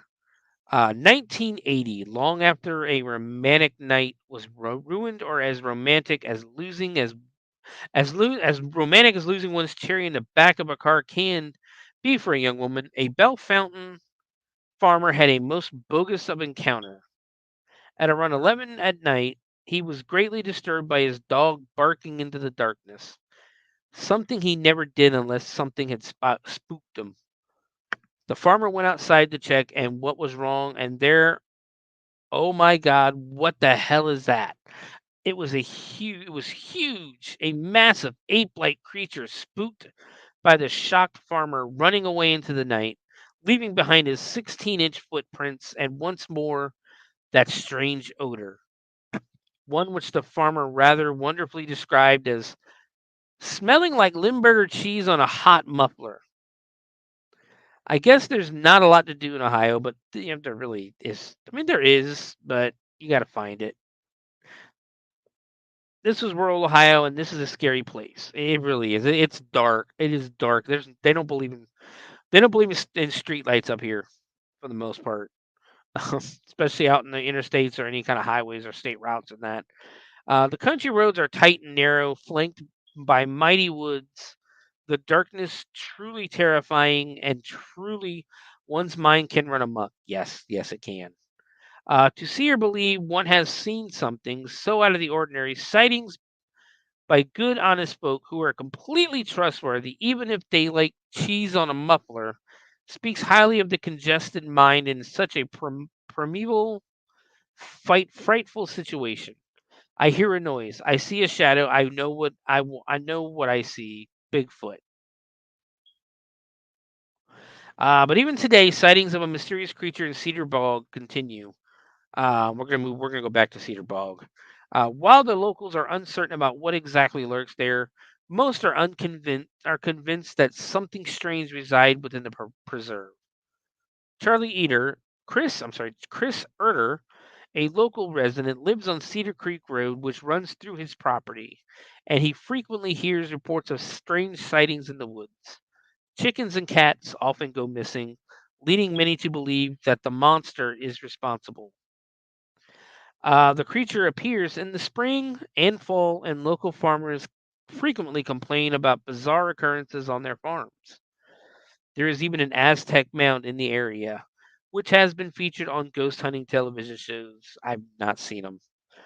Visitors can now access the preserve through a boardwalk and visitor center. So yeah, Cedar Bog I think that there's a lot of the only other part of the state I think, or I would believe, would have more sightings and more activity would be Salt Lake Fort Park and or Salt Lake Park, and the Hocking Hills. Appalachia, Appalachia's scary as it is. But we're going to move on now to the monster of Charles Lake. I don't think there's many more Bigfoot stories. In 1959, three young men from Ohio claimed to have had a face-to-face encounter with one of the most bizarre critters ever to emerge from a seaweed-strewn lake bed.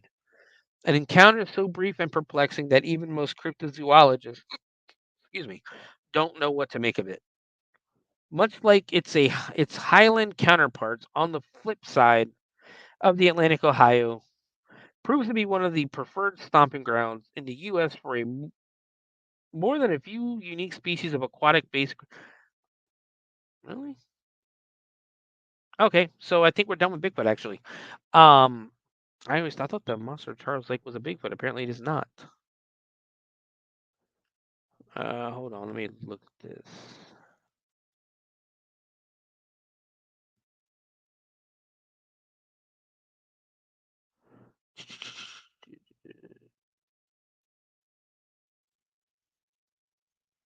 Okay, yeah, then no, we're done with Bigfoot.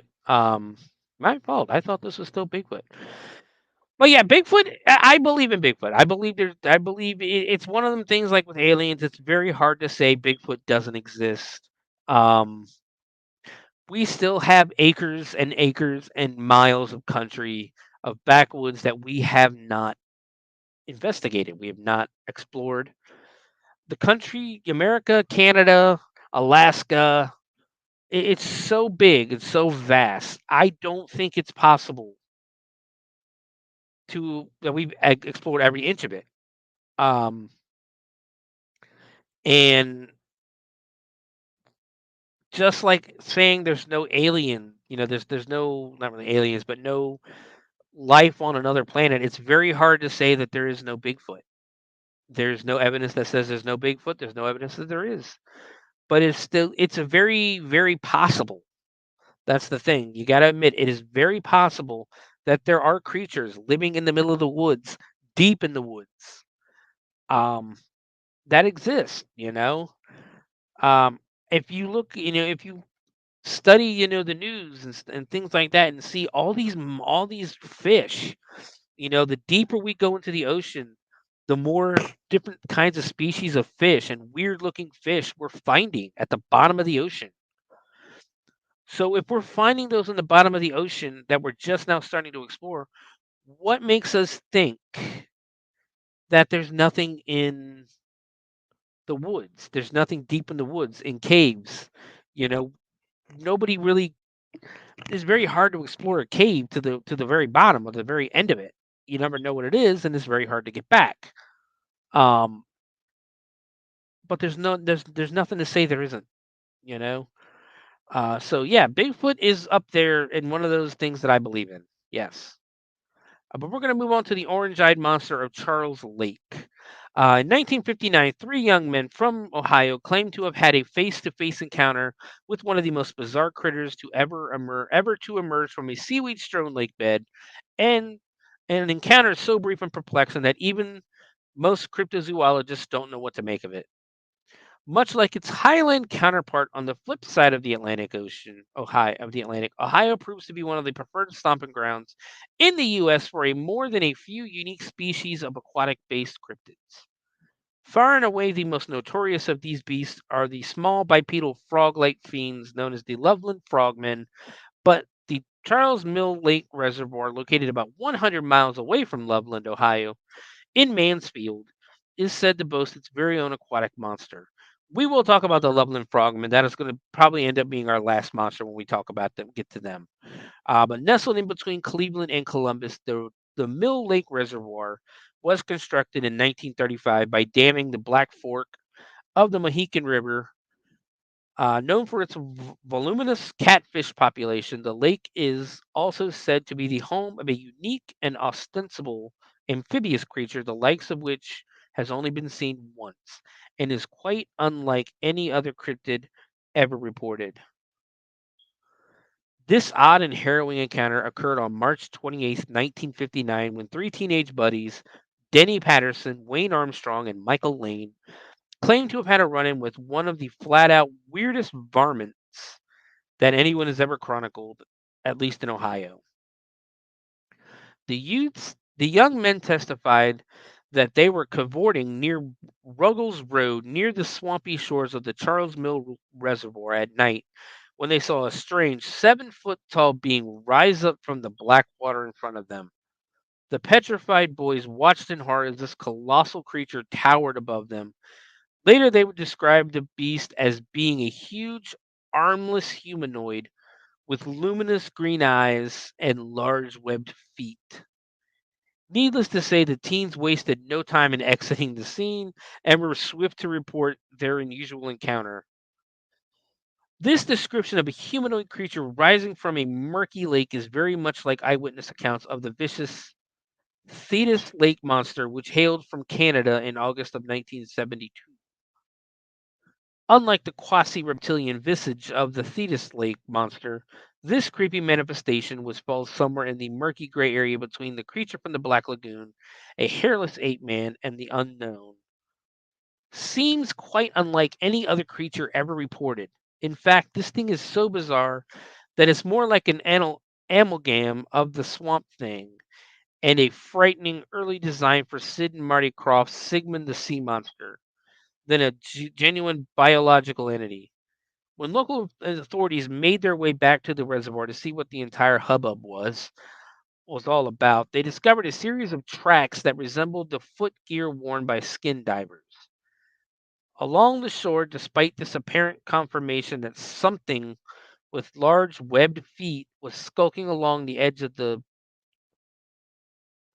lake, there were no subsequent reports of this armless beast with glowing eyes. Esteemed cryptozoologist Loren Coleman even chronicled this bizarre aquatic humanoid case in his 1985 book, Curious Encounters. He described the being thus: a green eyed, 7-foot tall, seemingly armless humanoid seen late in March 1959 by Michael Lane, Wayne Armstrong, and Dennis Patterson came out of the lake and left behind tracks that resembled the footgear worn by skin divers. The thing was seen again in 1963 and described as luminous and green eyed. I examined the site of these encounters and can testify to the Charles Mill Lake's swampy affinities. Certainly a good home for a black lagoon beast. It bears noting that the Charles Mill Lake is allegedly the stomping grounds for another terrifying beast, which is also said to have a pair of iridescent eyes. The creature in question is a large hairy humanoid which was said to have been driven out of its sewer tunnel home near a Cleveland's Riverside Cemetery, whereupon it began stalking the lovers' lanes surrounding Charles Mill Lake. This filthy beast, which in many ways except pigmentation resembled the legendary Murphy's Board mud monster, was notable for what eyewitnesses claimed were its glowing orange eyes, hence its designation as Orange Eyes. But it goes without saying that the legend of the Charles Mill Lake monster and Orange Eyes have become intertwined somewhat over the years, a fact which is understandable considering that they are both huge, vaguely humanoid beasts that bear self-illuminated eyes and ostensibly share the same habitat. Nevertheless, the distinctions between the creatures are clear. The Mill Lake monster is an armless, hairless, ostensibly amphibious, green-eyed monster with big webbed feet, while Orange Eyes is more akin to a prototypical Bigfoot, in that it's a large, hairy, ape-like creature with 2 arms and orange eyes. Many have rightfully pointed out that the so-called glowing eyes seen on the creatures may well be mere reflections caused by flashlights or headlight beams, and these reflections can change color depending on the angle and source light. In the fascinating case of the as yet unclassified creature known as the Dover Demon, observers who described a tiny, hairless, melon-headed critter claimed that its eyes were also luminescent and shine multiple colors depending on where and under what lighting conditions it was seen. There have been no confirmed reports of the Charles Mill Lake monster since 1959, although many, including Coleman, credit it with what is an apparent ape-like orange eyes encounter from 1963. However, now and again, folks from that region still claim to discover strange tracks that resemble huge, web feet near the boggy coast of the reservoir. So this is a monster. This is a cryptid that hasn't been seen in at least 60 some years. The fact that only 3 people saw it and 3 of them were teenagers at the time kind of puts a little bit of skepticism toward the encounter. But that was I think I now I know why I put it with the Bigfoots, because it kind of is a Bigfoot and it kind of isn't, but it's in the same category as bipedal cryptids. Um, but yeah, Bigfoot all over the state of Ohio, all over this country. In all honesty, I have a feeling we'll be talking more about Bigfoot in the upcoming weeks or in the upcoming episodes as we explore the other 50 states. But moving on, we're going to Lake Erie for Bessie the Lake Erie monster. For years now, people have been reporting an unknown creature named South Bay Bessie, or just plain Bessie, in Lake Erie. It is described as gray snake-like and 30 to 40 feet long. Those sightings have been logged in recent years. The monster is known mostly from historical accounts. For a number of years, vague stories about huge serpents have come with each recurring season from Dominion, Canadian shores, and now at last the existence of these fierce monsters is verified and the facts so well established that it can no longer be questioned, wrote a reporter in the July 8th, 1898 edition of the Daily Register of Sandusky, Ohio. The monster reported was able to live both on land and in water. It was a fierce, ugly, coiling thing. Call it a snake or what you will. It was said to be 25 to 30 feet long and a foot in diameter. By 1912, the monster had become the butt of local practical jokes. A Daily Register article published in the spring of that year accounts an encounter between Kelly's Island residents and large sea monster which broke through a sheet of lake ice and headed for shore. Witnesses described a black object with huge head, gaping mouth, and a row of teeth. The story's last line read, April 1st, its date of publication and the reason for the tale. Other times the newspaper was at a hoax's receiving end. The July 22nd, 1931 edition of the Register stated, Sandusky was agog Tuesday night because it was reported that the sea serpent, supposed to be in the waters of Sandusky Bay, had been captured. A New York Times reporter who happened to be visiting the town that day picked up the story as the story had it. 2 vacationing men from Cincinnati saw the sea serpent while on a boat on Lake Erie. The 2 frightened men clubbed the animal into submission, brought it aboard, and placed it in a crate. Harold Madison, curator of the Cleveland Museum of Natural History, journeyed to Sandusky and pronounced the sea serpent an Indian python. The 2 men quickly left town. Further investigation revealed that the men, one of who had family ties in Sandusky, worked for a touring carnival. Still, stories of the monster persisted either in spite or because of the hoaxes perpetrated in its name. Sightings were reported in 1960, 1969, 1981, 83, 85, and 89. A flurry of reports occurred in 1990, including a sighting by 2 Huron firefighters. And by 1993, Monster Mania was in full swing. National media grabbed hold of the story. The Wall Street Journal took a cynical approach to the sightings. It ran an article published on July 29th characterizing the excitement as a clever marketing ploy to draw tourists into the small town of Huron as they sped towards Cedar Point. Huron did take a particular interest in the beast, and the city soon produced a crop of cryptozoologists and declared itself the national live capture and control center for the Lake Erie monster. Tom Solberg of the Huron Lagoons Marina offered a $100,000 reward for the safe and unharmed capture of the beast. That reward has never been claimed. David Davies, a fisheries biologist for the Ohio Division of Wildlife, spends much of his time on the lake. It's probably something closely related to a dinosaur. It looks like a brontosaurus, don't you think?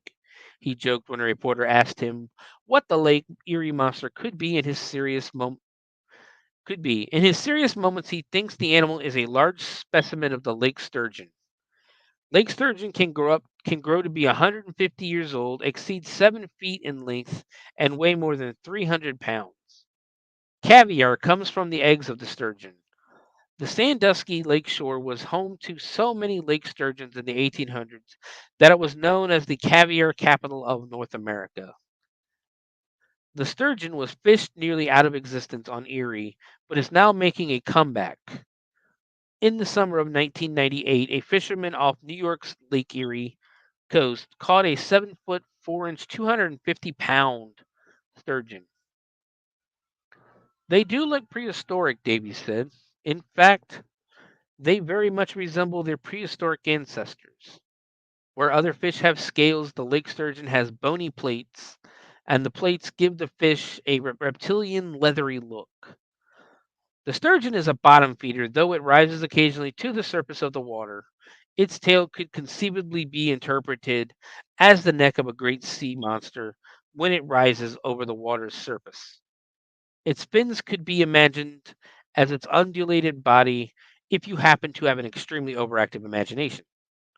The lake sturgeon is considered endangered in Ohio, and the Wildlife Division has implemented a program to tag and record sturgeon remaining in the lake.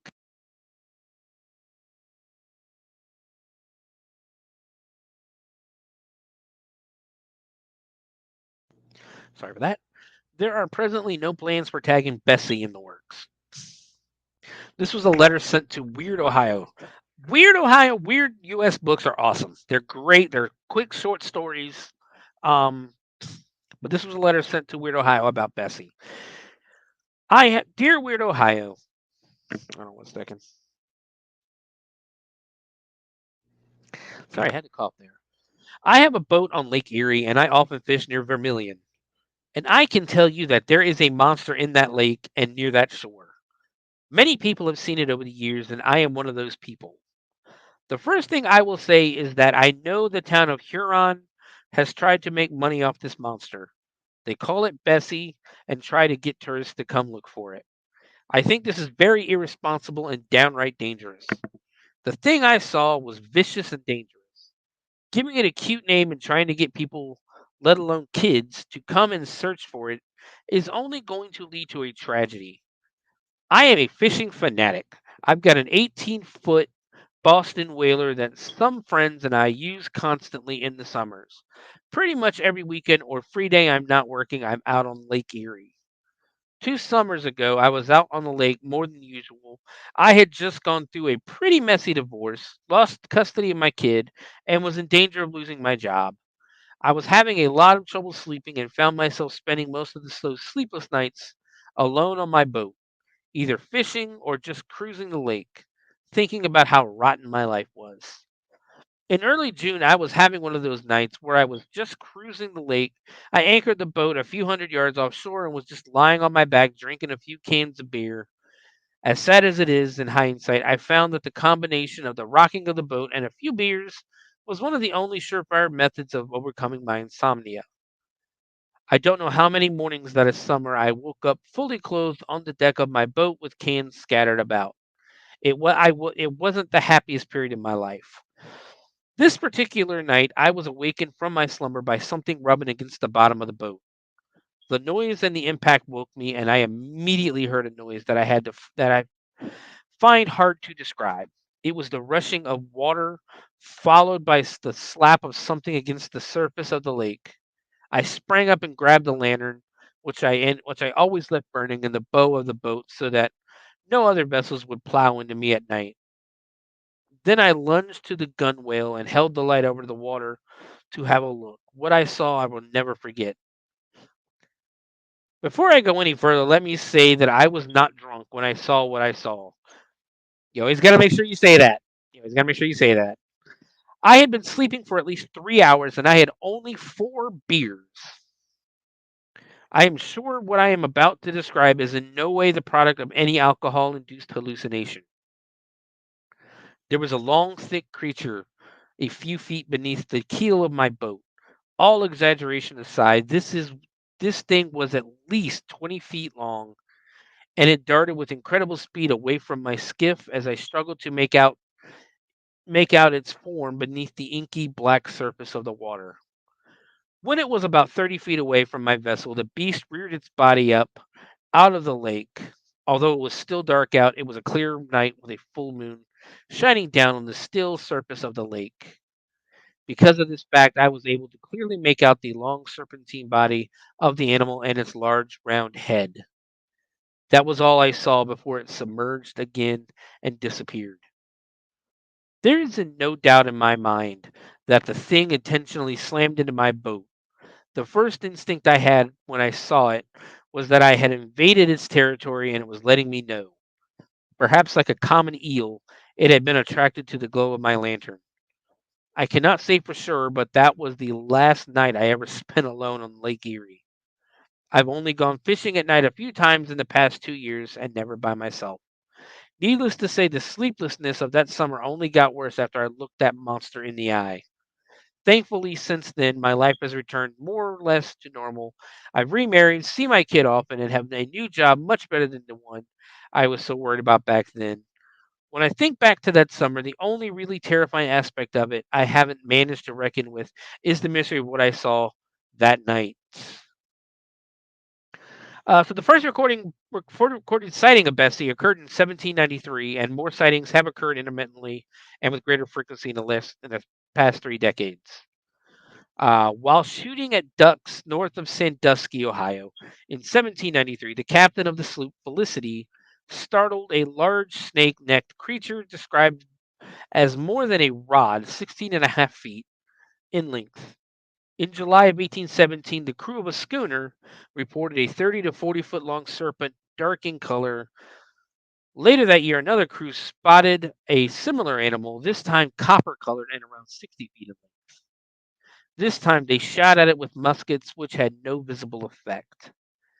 A third 1817 incident took place near Toledo when French settlers, two brothers named Dussault, encountered a huge monster on the beach, writhing in what they took to be its death throes. The brothers described it as between 20 and 30 feet in length and shaped like a large sturgeon, except that it had arms. The panicked brothers fled the scene, and when they returned later, the creature had disappeared, presumably carried off by waves after its death. All that was left of its presence were marks on the beach and a number of silver scales about the size of silver dollars. An extraordinary sighting took place by the entire crew of a ship bound from Buffalo, New York to Toledo, Ohio in July of 1892, which was carried by local newspapers. The crew, including captain, saw a large area of water approximately 1/2 mile ahead of them, churned up and foaming. As they approached, they saw a huge sea serpent that appeared to be wrestling about in the waters as if fighting with an unseen foe. They observed as the creature relaxed itself and stretched out full length, an estimated at 50 feet and 4 foot in circumference, with its head sticking up above the water an additional 4 feet. The brownish creature's eyes were described as viciously sparkling, and large fins were also noticed. Crystal Beach near Fort Erie was the scene of another sighting on May 5th, 1896. This time there were 4 eyewitnesses who watched for 45 minutes as a 30-foot creature with a dog-shaped head and pointy tail churned up the water as it swam about until it was finally disappearing before nightfall. A reward of $100,000 has been offered by Huron Lagoons Marina for the capture of Bessie, dead or alive,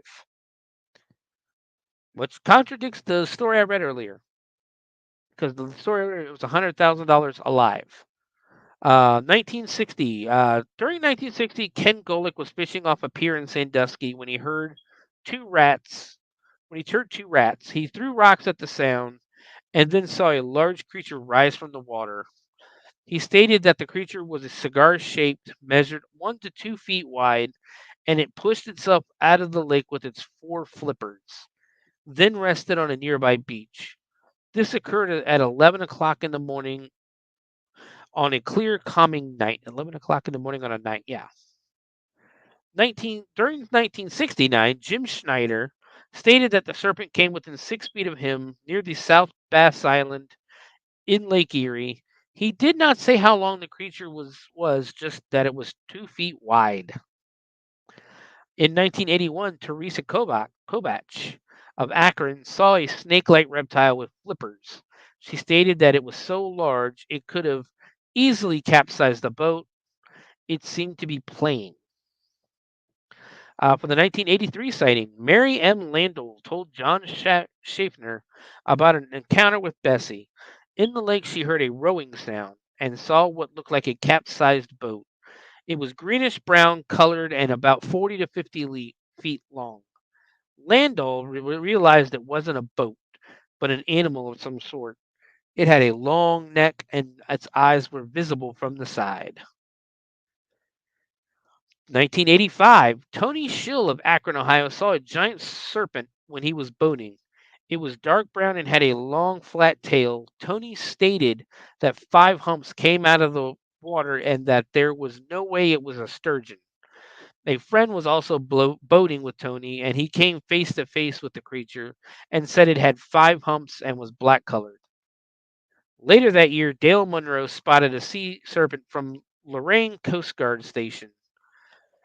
He said it was visible for 4 minutes and estimated it to be twice the size of his 16-foot sailboat, which would make it 32 feet or 9.7536 meters.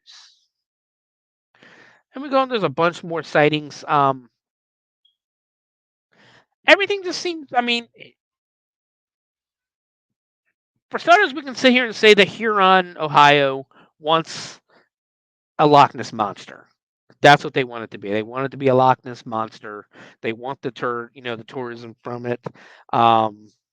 Because that's the thing. Loch Ness gets so much gets so much tourism where people come into Scotland, finding Loch Ness and trying to find the Loch Ness monster. And that's, I think, what Huron's trying to do. A lot of people say they're sturgeon, but if it's a sturgeon, why do people think it's 30 to 50 feet long? So yeah, it's likely and it's unlikely. It's one of those things where I'd have to see it to believe it. But what are your thoughts? What are your thoughts, guys? What are your thoughts on the on Bessie, the Lake Erie monster? I know we're running along, but we only got a couple more to cover. This one's a quick one. The Kirtland Melonheads. So the folklore of the Melonheads. They're in American folklore of Ohio, Michigan, and Connecticut. Melonheads are being basically there's 3 states you can find the Melonheads in: Ohio, Michigan, and Connecticut. Each one has a different story. Each one has different origins and stuff like that for them, basically. But melonheads are beings generally described as small humanoids with bulbous heads who occasionally emerge from hiding places to attack people. Different variations of the legend attribute different origins to the entities. So we're only going to study the Ohio ones because that's what we're studying this week. We're studying the Cryptids of Ohio. When we do Michigan or we do Connecticut, we'll do that next. But the Melonhead stories of Ohio are primarily associated with the Cleveland suburb of Kirtland in Lake County. According to local lore, the Melonheads were originally orphans under the watch of a mysterious figure known as Dr. Crow. Crow is said to have performed unusual experiments on the children, who developed large hairless heads and malformed bodies. Some accounts claim that the children were already suffering from hydrocephalus and that Crow injected even more fluids into their brains.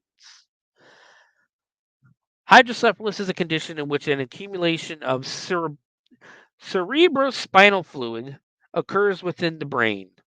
This typically causes increased pressure inside the skull. Older people may have headaches, double vision, poor balance, urinary incontinence, personality changes, or mental impairment. And in babies, it may be seen as a rapid increase size in head size, basically. Other symptoms may include vomiting, sleepiness, seizures, and downward pointing in of the eyes. Hydrocephalus can occur due to birth defects or acquired later in life. But eventually, the legend continues that the three children killed Crow, burned down the orphanage, and retreated to the surrounding forests and supposedly feed on babies. Legend holds that the Melonheads may be sighted along Wisner Road in Kirtland and adjacent Chardon Township in Geauga County. The Melonhead legend has been popularized on the internet, particularly on the websites Creepy Cleveland and Dead Ohio, where users offer their own versions of the story. A movie, Legend of the Melonheads, released in 2010, is based on the Ohio legend and various other legends in the Kirtland area. In the 2018 horror anthology movie, The Field Guide to Evil, featuring 8 stories from cultures around the world, the contribution from the U.S. is a rendition of the Melonheads, where a man's son is taken into the woods and turned into a melonhead.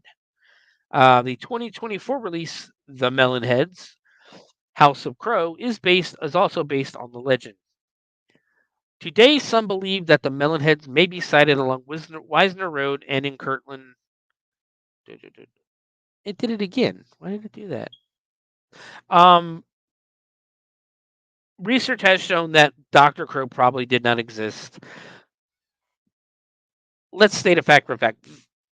Melonheads are probably not real. They're probably folklore. They're more than likely orphans that had some kind of human deformities or, um, on them. And basically back in the 1800s and that, if you looked weird or you looked different, you were either a witch or you were just a freak. And they tried to separate you from society. And that's probably what they did. These people who had that hydrocephalus um, disease. Um, they were scared, probably hid away from society, were kept in a school or an asylum or a sanitarium or something like that, away from the regular public who were going to make fun of them or be scared of them. Hopefully, not hunt them down, um, but yeah, that's what that was. That's more than likely what that is. Um, so yeah, the Metalhead's great story, more than likely not real. Uh, but that brings us to our final cryptid in Ohio, the Loveland Frogman. I saved this one for last because this is a big. They made a big deal about this cryptid in Loveland. Loveland is a suburb of Cincinnati, about 30, 45 minutes south of here, um, and about probably like 20 minutes north of Cincinnati. There's like a big festival they have every year. There's a museum. It's the Loveland the Frogman legend is included in the Loveland History Museum, and it's a big deal. And if you have what is it, Scarebox, I think, or Screenbox on Amazon or Screenbox in general, they did just release a movie about the Frogman. It's fictional, of course, and it's a horror movie, but they did just release one. But let's go ahead. It's a beloved figure here down in Loveland, though. Um, so we're gonna do our best to describe what's going on down there. This will be our final cryptid of the week. We've gone really long on this. This is probably the longest episode I've done. But according to local legend, the Loveland Frog Man was an enormous frog-like creature that lived in Loveland, Ohio, measured approximately 4 feet tall, and walked on 2 feet. The frogman was first spotted in 1955 when a traveling salesman was driving through Loveland streets late at night and spotted 3 large, strange figures standing in the road before him. Each of the figures was approximately 4 feet in height, with strange leathery skin and, stranger still, frog faces. The salesman made a quick escape, and his reports made their way into local lore. Naturally, there are many variations to the story, such as the creatures varying in height and being spotted in the shadow of a bridge. Most dramatically, in one version, a frog was seen holding a glowing wand above his head, which rained down a parabola of sparks.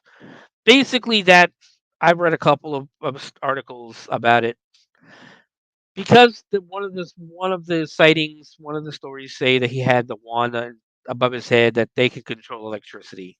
I don't see that. I don't see that being true. One of the most intriguing cases encountered is that of the Loveland frogmen or Loveland lizards, as they're called sometimes. The story of these unique creatures begins. Okay, we already did that. Lonely stretch of road that runs along the Miami River in Claremont County, just on the outskirts of a small town known as Loveland, Ohio. A little more in-depth stories with this one. That's why I put it in here. At approximately 3:30 a.m., a businessman named Robert Honeycutt claimed to have witnessed three bipedal quasi-reptilian entities congregating by the side of the road. The man pulled his car to the curb and observed these creatures for what he estimated to be about 3 minutes. During this time, he noticed that these strange beings stood between 3 and 4 feet tall, were covered with gray leathery skin, and had webbed hands and feet. Their most distinguishing characteristic, however, was their distinctly frog like heads, which the man claimed bore deep wrinkles where their hair should have been. Just as the man was about to steal away, one of the creatures suddenly held what the witness could only describe as a wand above its head. The anonymous source further claimed that sparks spewed out of the end of the device, and he left post haste. Thus begins the bizarre legend of the Loveland Frogman. This tale would be fascinating enough if it ended there, but the two most significant encounters in this case, and indeed two of the most significant encounters in the annals of cryptozoology, were yet to come. While there were occasional reports for decades, the beast was most famously spotted in 1972 and quickly entered the public consciousness after the strange reports were backed up by a serving police officer. According to the official police reports, March 3rd, 1972, Officer Ray Shockey was driving on patrol by the Little Miami River when a huge creature ran in front of his vehicle. At about 1 a.m. on March 3rd, 1972, nearly 17 years after the first report, the same story. Why did I do this? He was traveling along Riverside Road, heading towards Lebanon when he saw something that would forever change his life. The officer claimed that he was driving slowly due to the substantial amount of ice on the road when he saw what looked like a dog by the curb. Suddenly, the animal darted in front of the cruiser, forcing the officer to slam on the brakes in order to avoid a potential collision with the creature. Once the police cruiser came to a halt, its headlights fell upon the prone animal, and at this point, the officer described something that seems literally too bizarre to be true. In the span of seconds, this crouched frog like creature stood on two legs, stared back at the policeman, then scrambled over the guardrail and scurried down the embankment, finally disappearing into the Ohio River. The officer the officer in question described the creature as being 3 to 4 feet tall and weighing in the area of 50 to 75 pounds. Hold on one second. He also claimed that its skin had a leathery texture and that the animal's features resembled those of a frog or lizard. Another officer investigated the scene later that evening. He saw no sign of the creature, but reported that there were distinct scratch marks on the guardrail where the animal purportedly crossed. The second sighting occurred 2 weeks later, while police officer Mark Matthews had an encounter of his own. According to the report, Officer Matthews, while driving into Loveland, spotted what he believed to be an injured animal lying on the pavement. Matthews climbed out of his cruiser with the intention of removing the carcass from the already ice-slicked road, when the creature abruptly lurched upwards into a crouched position. Taken aback by the frogman's reptilian visage, Matthews unholstered his revolver and took a shot at the creature, which then proceeded to hobble over to the side of the road and step over the guardrail, all the while keeping a watchful eye on the trigger-happy officer. Matthews, frogman, matched the first officer's description down to the last detail, with the exception of a tail, which was absent in earlier reports. This is the Ron Schaffner. I don't think I've talked about him yet, but this is the his description, his sketch. I don't what the officers said they seen.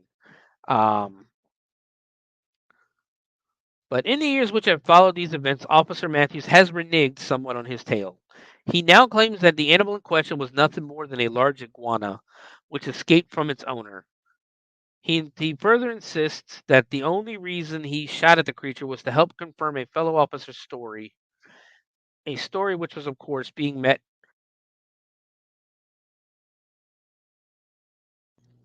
Sorry, I had to sneeze. Being met with predictable skepticism by their superiors. Whether or not Matthew's change of heart was inspired by ridicule or the fading memory of an event from which he was 30 years removed, the fact remains that his own testimony counterindicates his later retraction. In a 2001 email interview, Officer Mark Matthews, now retired, explained that the incident was habitually blown out of proportion. He stated that it was and is no monster. It was not leathery or had wet matted fur. It was not 3 to 5 feet tall. It did not stand erect. The animal I saw was obviously some type of lizard that someone had as a pet that either got too large for its aquarium, escaped by accident, or they simply got tired of it. It was less than 3 feet in length, ran across the road, and was probably blinded by my headlights. It presented no aggressive action. Matthews attempted to shoot the creature in order to back up the account of his partner's sighting a few nights prior, but the lizard escaped, most likely to die from its injury or from the bitter freezing cold. Uh, Basically, there was another recent sighting of frogman. A frogman was spotted in August of 2016 by Sam Jacobs and his girlfriend while they were playing Pokemon Go in Cincinnati. The location of the sighting casts doubt on the authenticity. Basically, a lot of people are saying because it did not take place wasn't seen in Loveland, that it could possibly be true. He has a video. The video kind of does look a little fake, but I don't think that it's not an impossibility for it to be seen in Cincinnati, considering the Ohio River runs literally along the border of Cincinnati, Ohio, and Newport, Kentucky. So yeah, it is very possible.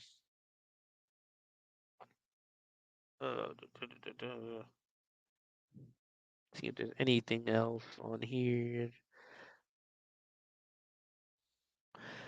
Okay, so it was actually St. Patrick's Day when Officer Matthews shot the frogman, iguana, whatever you want to call it. But I believe that's gonna do it. Um, that's gonna do it for this episode. I hope everybody enjoyed the Cryptids of Ohio. I enjoyed putting this episode together. I really do hope everybody does enjoy it because um, I want to do this again. Um, I enjoy doing it. Hopefully next time some Raz can join me or somebody can join me. I know Raz is under the weather, so I hope you feel better, buddy. But I hope we can get some people on to make it a little more interesting than me just sitting here talking about the cryptids and that. Um, so what we're going to do now is I have a wheel that I found on the internet, and it is going. It has all 50 states on it. We are going to spin it to find out which state we're going to work on next. I figure that's going to be a lot better than going in alphabetical order because then it'll be forever we get to some people's states. Um, so let me bring that website up. There we go. Give it a quick spin. Here we go, and we are going. Still spinning. Hold on.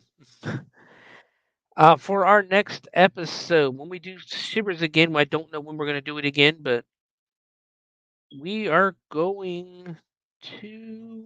Come on. Is it going to stop or not? Oh, I got to hit stop. I'm sorry. We're going to the New England. We're going to Vermont. So that'll be our next episode of Shivers, possibly next month. I think I'm going to do this once a month like I had planned to do it before. Like I planned on doing it before. I had moved over here to the Owl Light Network, which I am still very excited to be part of. But guys, I hope you guys enjoyed this episode. Enjoyed learning about the Cryptids of Ohio. You can find me on every platform: Twitter, Facebook, and YouTube at the Bloody Binge Movie Podcast. You can if you have any. Next week we will be going back to our normal format. We will be doing movies. I haven't decided the movie yet. But if you have any suggestions, feel free to email them to me at the Bloody Binge Podcast. Or, I'm sorry, Bloody Binge at gmail.com. You can email any, just want to talk to me, want to email or anything like that. Feel free. Bloody Binge at gmail.com. Send in your movie suggestions. What do you want to see covered on the show? If you are from Vermont and you wish to send in some stories or sightings of cryptids in your area, feel free. Again, Bloody Binge at the Bloody Binge. I'm sorry. It is just Bloody Binge. BOLO, or I can't spell. Let me slow down. BLOODYBINGE at gmail.com. You can also find me on Twitch playing games very badly under Sewer Dweller 78. You can also find me on Facebook at Stephen Henderson, STEPHAN Henderson. You can also find me this September and October. If you're in the Dayton area or you plan to visit the Dayton area, you will find me at Hell's Dungeon. I am a scare actor there, working with everybody.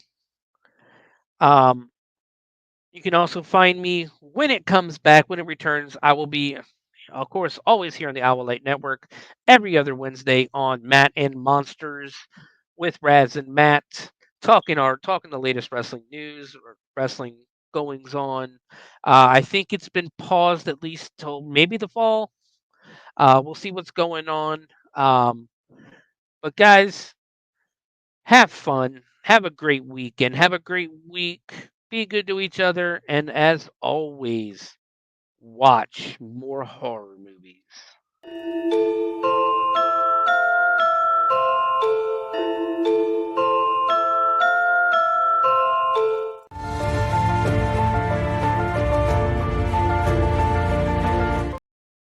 Sorry, I hit the wrong video there.